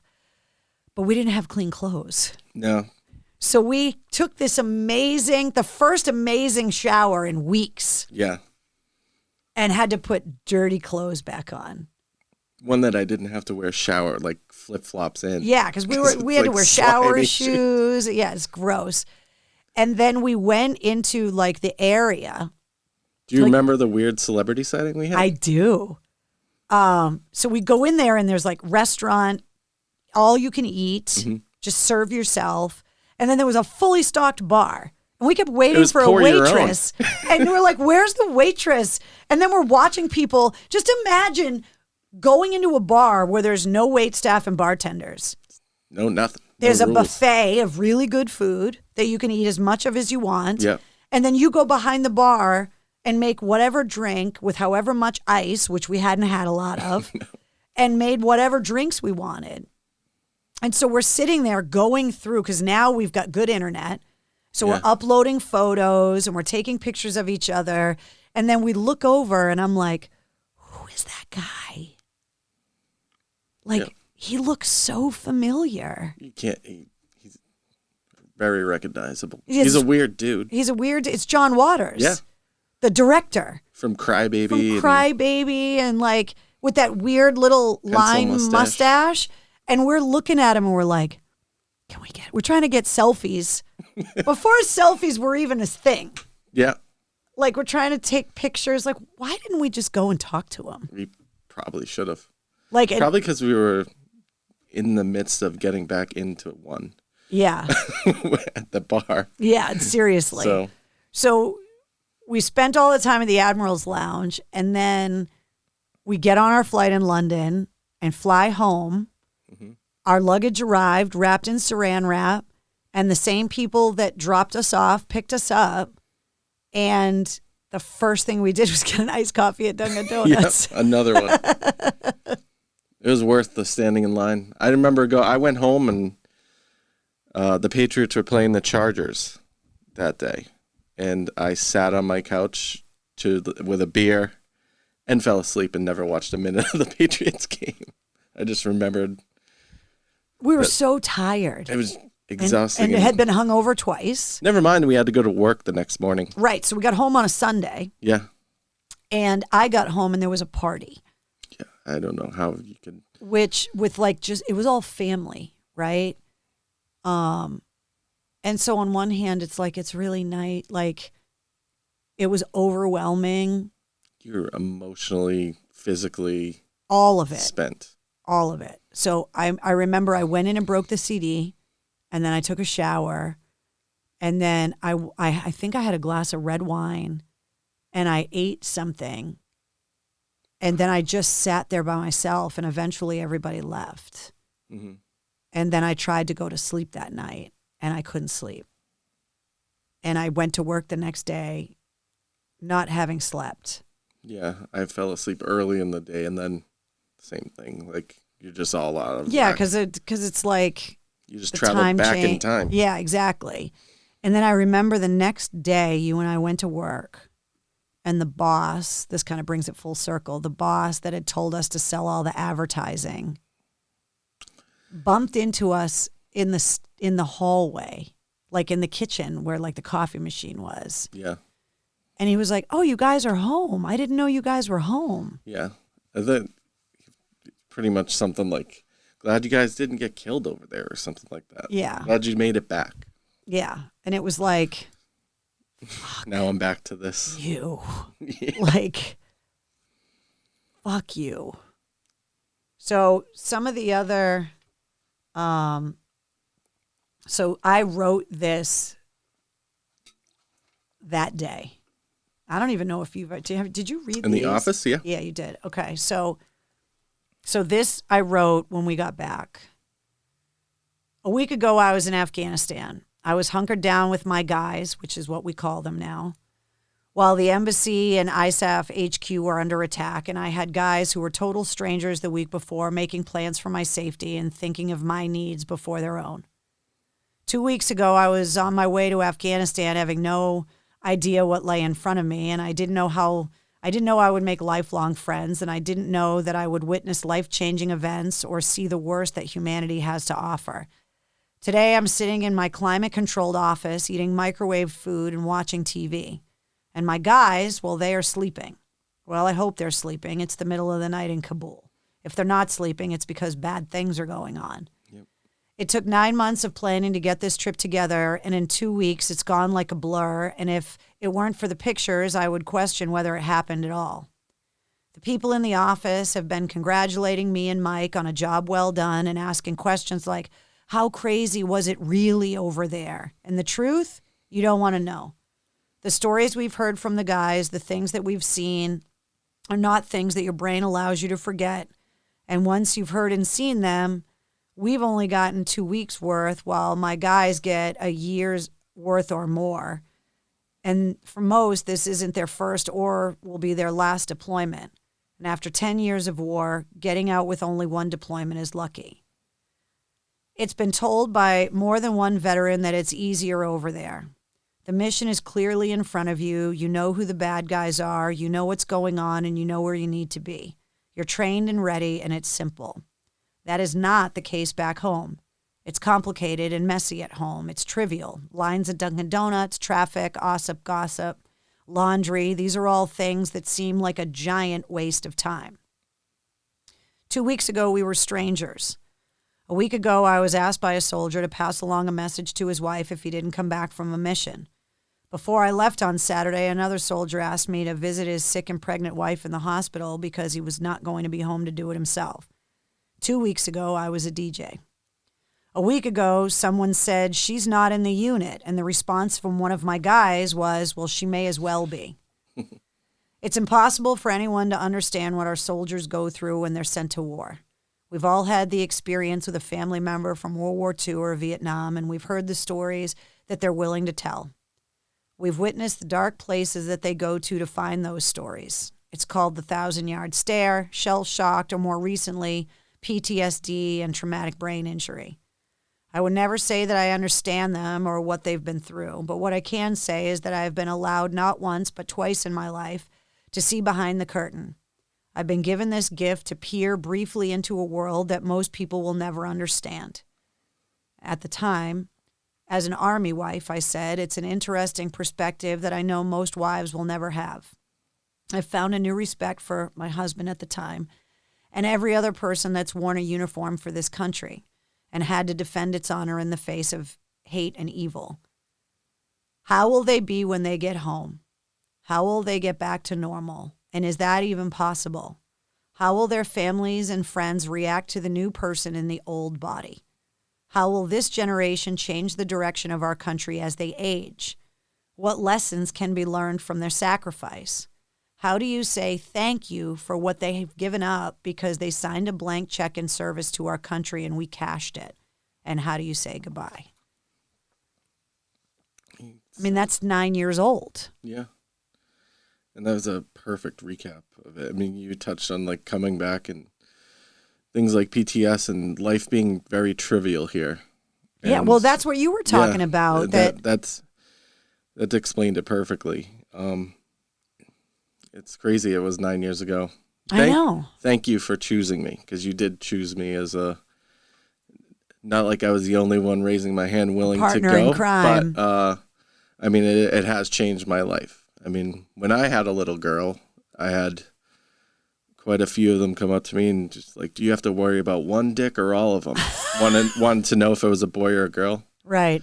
And I'm like, well, I couldn't tell them because my wife didn't even know at the time. Only I found out. But come to find out that she has hundreds of uncles out there. Yeah. willing She's to. the most well-protected little girl on the planet. Absolutely. And no, I appreciate every bit of it. And in 9 years, like you said, we've birthdays, weddings, funerals, the whole divorces. Gamut. Yeah. The whole gamut of emotion. But all of it is, I still smile looking back on that and realize that my life changed much for the better and made me a better person, put you through, gave me the opportunity to see things from other people's eyes as well. And really, I had a military background, but now I understand, and I have a better understanding. Like you said, we'll never understand what those guys go through when they come home, but it's not lost on me why their mind frame may not be the same way. It's obviously not going to be the same way when they come home. But when they come home, they're dealing with trivial things, or in our eyes that are trivial. Right. When they were just worried about hundreds of other people. Right. And surviving the day. Living themselves, but not even living themselves, protecting their brothers and sisters too. Which they're more worried about doing than protecting themselves. Exactly. Yeah. Yeah.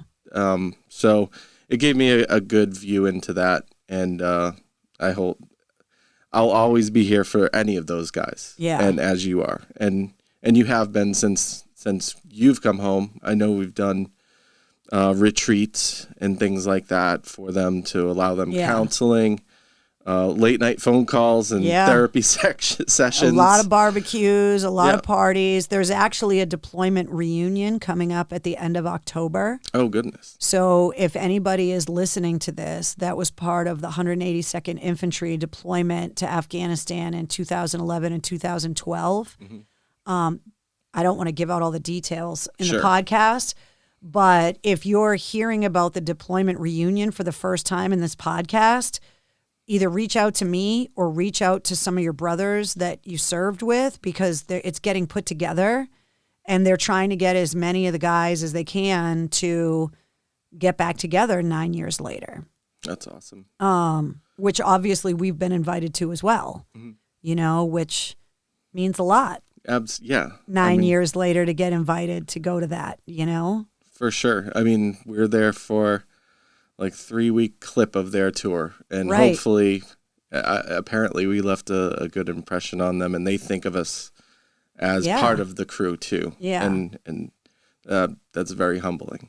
Yeah. So I just, you know, in telling all these stories in the war room and stuff, it's like I can tell them, but it's only partly my perspective because you were there too. And it was your job to kind of film me. Like it was your job to do all the work that people don't get to see, but it couldn't have been done without you. Like I could not have made that trip without you. I couldn't have done all the things we did without you. And so thank you, because you were like, fuck it. Yeah, I'll go with you. Like that person that day. Like, look at all of the way that our lives have changed. And if we didn't go on that trip, like, how would it be? Yeah, I couldn't even imagine it. You know what I mean? Like, I can't, to go back 9 years and just have not gone to Afghanistan. Like, I can't fathom what my life would be like right now. It was definitely the highlight of my time in radio, especially that, I think, like 2006 to 2013, I was at Entercom. So, I mean, it was the best thing I did personally, and that changed my life and impacted me. I mean, we had some good times. We sure, know, like World Series and Super Bowl parties and like all of that kind of crazy stuff. But those are one-offs. This was an experience. Right. Yeah. I mean, people ask me, there are still people that discover the podcast or whatever, and they're like, wait, you were in Afghanistan or Iraq? And then there's people that have been listening the whole time that are like, oh, here we go. She's bringing it up again. But it's like, I bring it up all the time because it was such a life-changing event in my life. It's like there was life before Iraq, and then there was life after Iraq, and then there was life after Afghanistan. And it's like I'm not the same person that I was in 2010, and I'm not the same person I was in 2005 before I went to Iraq. It's like it's impossible to be that person. You went into Afghanistan with the experience of a previous deployment. Yeah. So in your expectations leading up to it, what was different at the end, do you think? I'm sure it was, the biggest difference, you couldn't prepare yourself for all the little things that happened. No, the biggest difference for me was when I was in Iraq with Joe, we moved around like every 3 or 4 days. So we were put on a flight or whatever, and then 3 or 4 days later, we were the new kid in school all over again, right? So you didn't have a home base. No. Yeah. So every 3 or 4 days, like there was some time we were with infantry, then there was some time that we were with the Black Hawk medics, and then there was some time that we were doing this or that or whatever. But Afghanistan, we were with the same guys the whole time, and even though we were getting taken to meet other people, I still have relationships with guys I met in Iraq, but I was only with them for 3 or 4 days. The guys we were in Afghanistan with, we were with for 2.5 weeks, 24 hours a day, basically. Yeah. And so the bond that came from that is really hard to explain. And the emotional separation from that bond coming home was way harder. Yeah. You know, I wasn't prepared for that emotional kind of withdrawal. I would sit up night after night not being able to sleep because I was worried about them. Never mind if you were watching the news at all or Right. anything else that was going on over there. Yeah. After that, but luckily I had a Bill, who you brought up earlier, my boss. He was super supportive, and even when I came back, the day those guys got back, I was like, "I'm taking the day off." He's like, "You don't have to tell me. Yeah, just go with Carrie." Yeah, he knew about it already. So we went to the armory and were there to watch them come home and to. So the way that it works is they charter a civilian plane, so like a 747, and they fly them home, and the guys get off at Logan, off to the side, at a terminal somewhere, and they get put on buses and they get led through the city and by the state police, and I got to sit in one of the Stadies cruisers to escort the guys to the armory. And the armory was where the families were all waiting. And the guys get off the buses and they go into the armory and they get in formation and they presented some awards, and then they are officially released. And that's when the family all there's little kids and balloons and signs for mom and mothers crying. And that's when you see the guys like drop their gear and grab their wives or their parents or their little kids and those are all the videos we watch on the internet. Right. And we watched all of our guys go through it at the same exact moment. And it was just like, and then it was like, that's the wife he's been talking about, or that's the kid we heard the stories about, or those are the parents. And everyone wants to introduce you to their families. Yeah, too. and it was really strange to see the life, because it was hard. It was hard for me back then to imagine them as anything other than a soldier and living anywhere other than Afghanistan, because that's how we met them. Yeah. And then when they introducing us to their families, and their families are calling them by their first names, and I'm like, who are you talking about? Wait, that's what your first name is? Because I didn't even know. Yeah. And that was a really cool day to be able to go. And it was just a relief of you, like you were saying, being up all night, stressed out, worrying about them, and then collectively watching their family have that moment of relief. Yeah, all at the same time. Was so emotional for and to see the guys who were really not allowed to show emotion at all the whole time we were with them actually have emotion. Yeah. And just a sense of relief. Yeah, like they exhaled. You'd see the embrace, and then their shoulders drop a little bit more. They're back at home now. So. That was an amazing Special day. Yeah. And there have been a lot of late night drunken stories with us since then, and will be more in the future. And I'm really glad we sat down and did this. Me too. Thank you for having me on.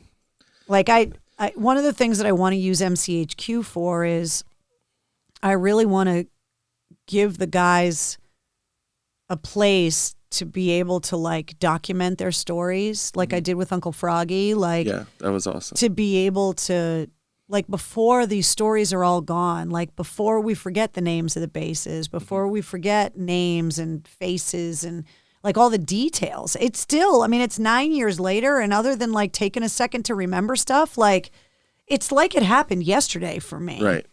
I agree. Yeah, same thing. Next year's 10 years. I know. We'll get into some specific conversations over there. Maybe sleeping with an interpreter blanket on my face. Oh, you did fall asleep on the dirty couch in the QRF shack with an interpreter blanket, and everybody was like, Mike knows that you're not supposed to touch that stuff, right? I was tired, man. Obviously. We were like, well, we got all the shots, though. We're good. Yeah. I'm still here. Yeah, and there's so many stories. I got bit by something, and my whole ear swelled up, and to the point where I couldn't get my helmet on. And I remember Mo, the medic, being like, if this gets any worse, you're going to have to go. And I'm like, I'm not going to the hospital. They're not sending me home. You're going to fix it, Mo. Just stick a pin in it or something.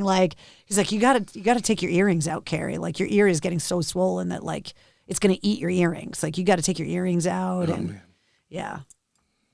Yeah, I mean, there's and as you start talking about the trip, it's like more of these stories come up, you know?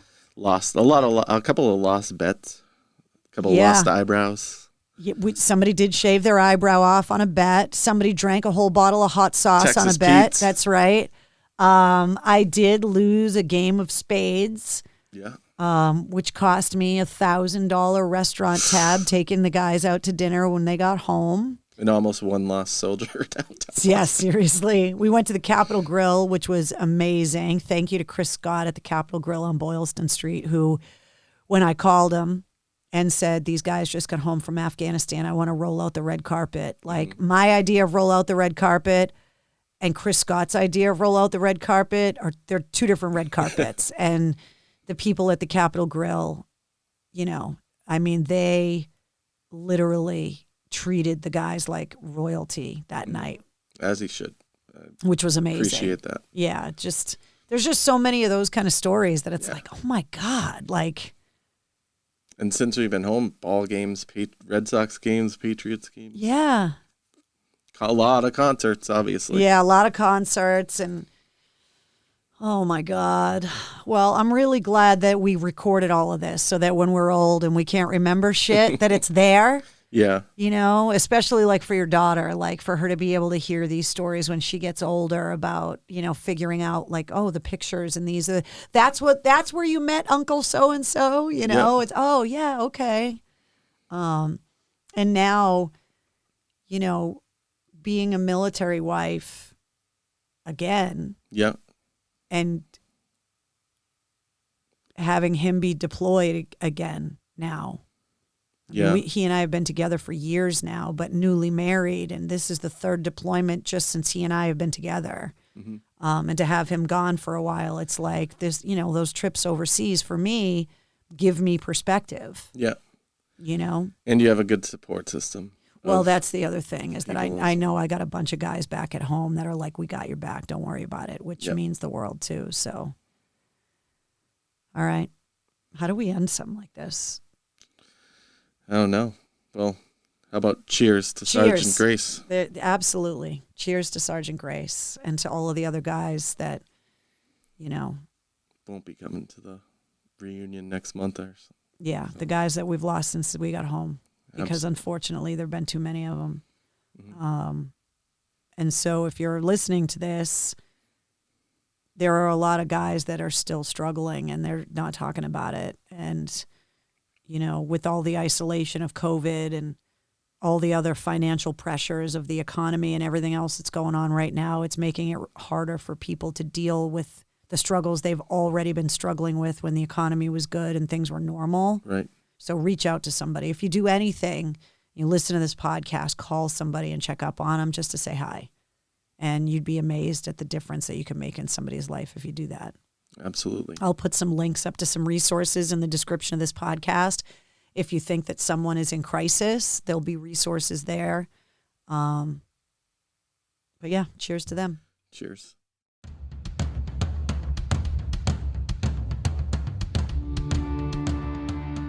There he is, the man, the myth, the legend, Mike Saia, producer of AAF to Afghanistan. Thank you so much for listening to this episode. Like I said at the start, it's a very personal episode for me and a life-changing event in my life. For all of the links, just go to the description of this podcast and you can find all of those veterans resources that we were talking about.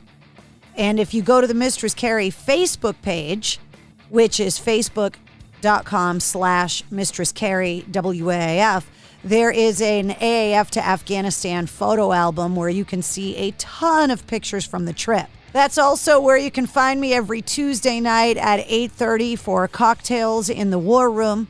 And if you're looking for me on Instagram, you can find me at Mistress Carrie WAAF as well. Otherwise, just look for me at Mistress Carrie on Twitter, on YouTube, on Cameo, and on Patreon, which is where you can get yourself a Mistress Carrie backstage pass. And have fun with the playlist for this episode. It's got some great stuff on it. Thank you to all of our veterans, and thank you to all of the members of the armed services that are currently serving. The world is crazy right now, and there's a lot of people that are dealing with this crazy world without their loved ones around because they're deployed and serving someplace. So we want to send love to them and to their families as well. If you like what you heard, don't forget to click subscribe so you don't miss an episode of the Mistress Carrie podcast. And if you don't mind leaving a comment, let me know what you thought. And also a 5-star review totally helps. And share this episode with someone that you know served in Afghanistan, especially if they served in the 181st or the 182nd Infantry from the Massachusetts Army National Guard. Keep your powder dry, and we uphold our ancient honors.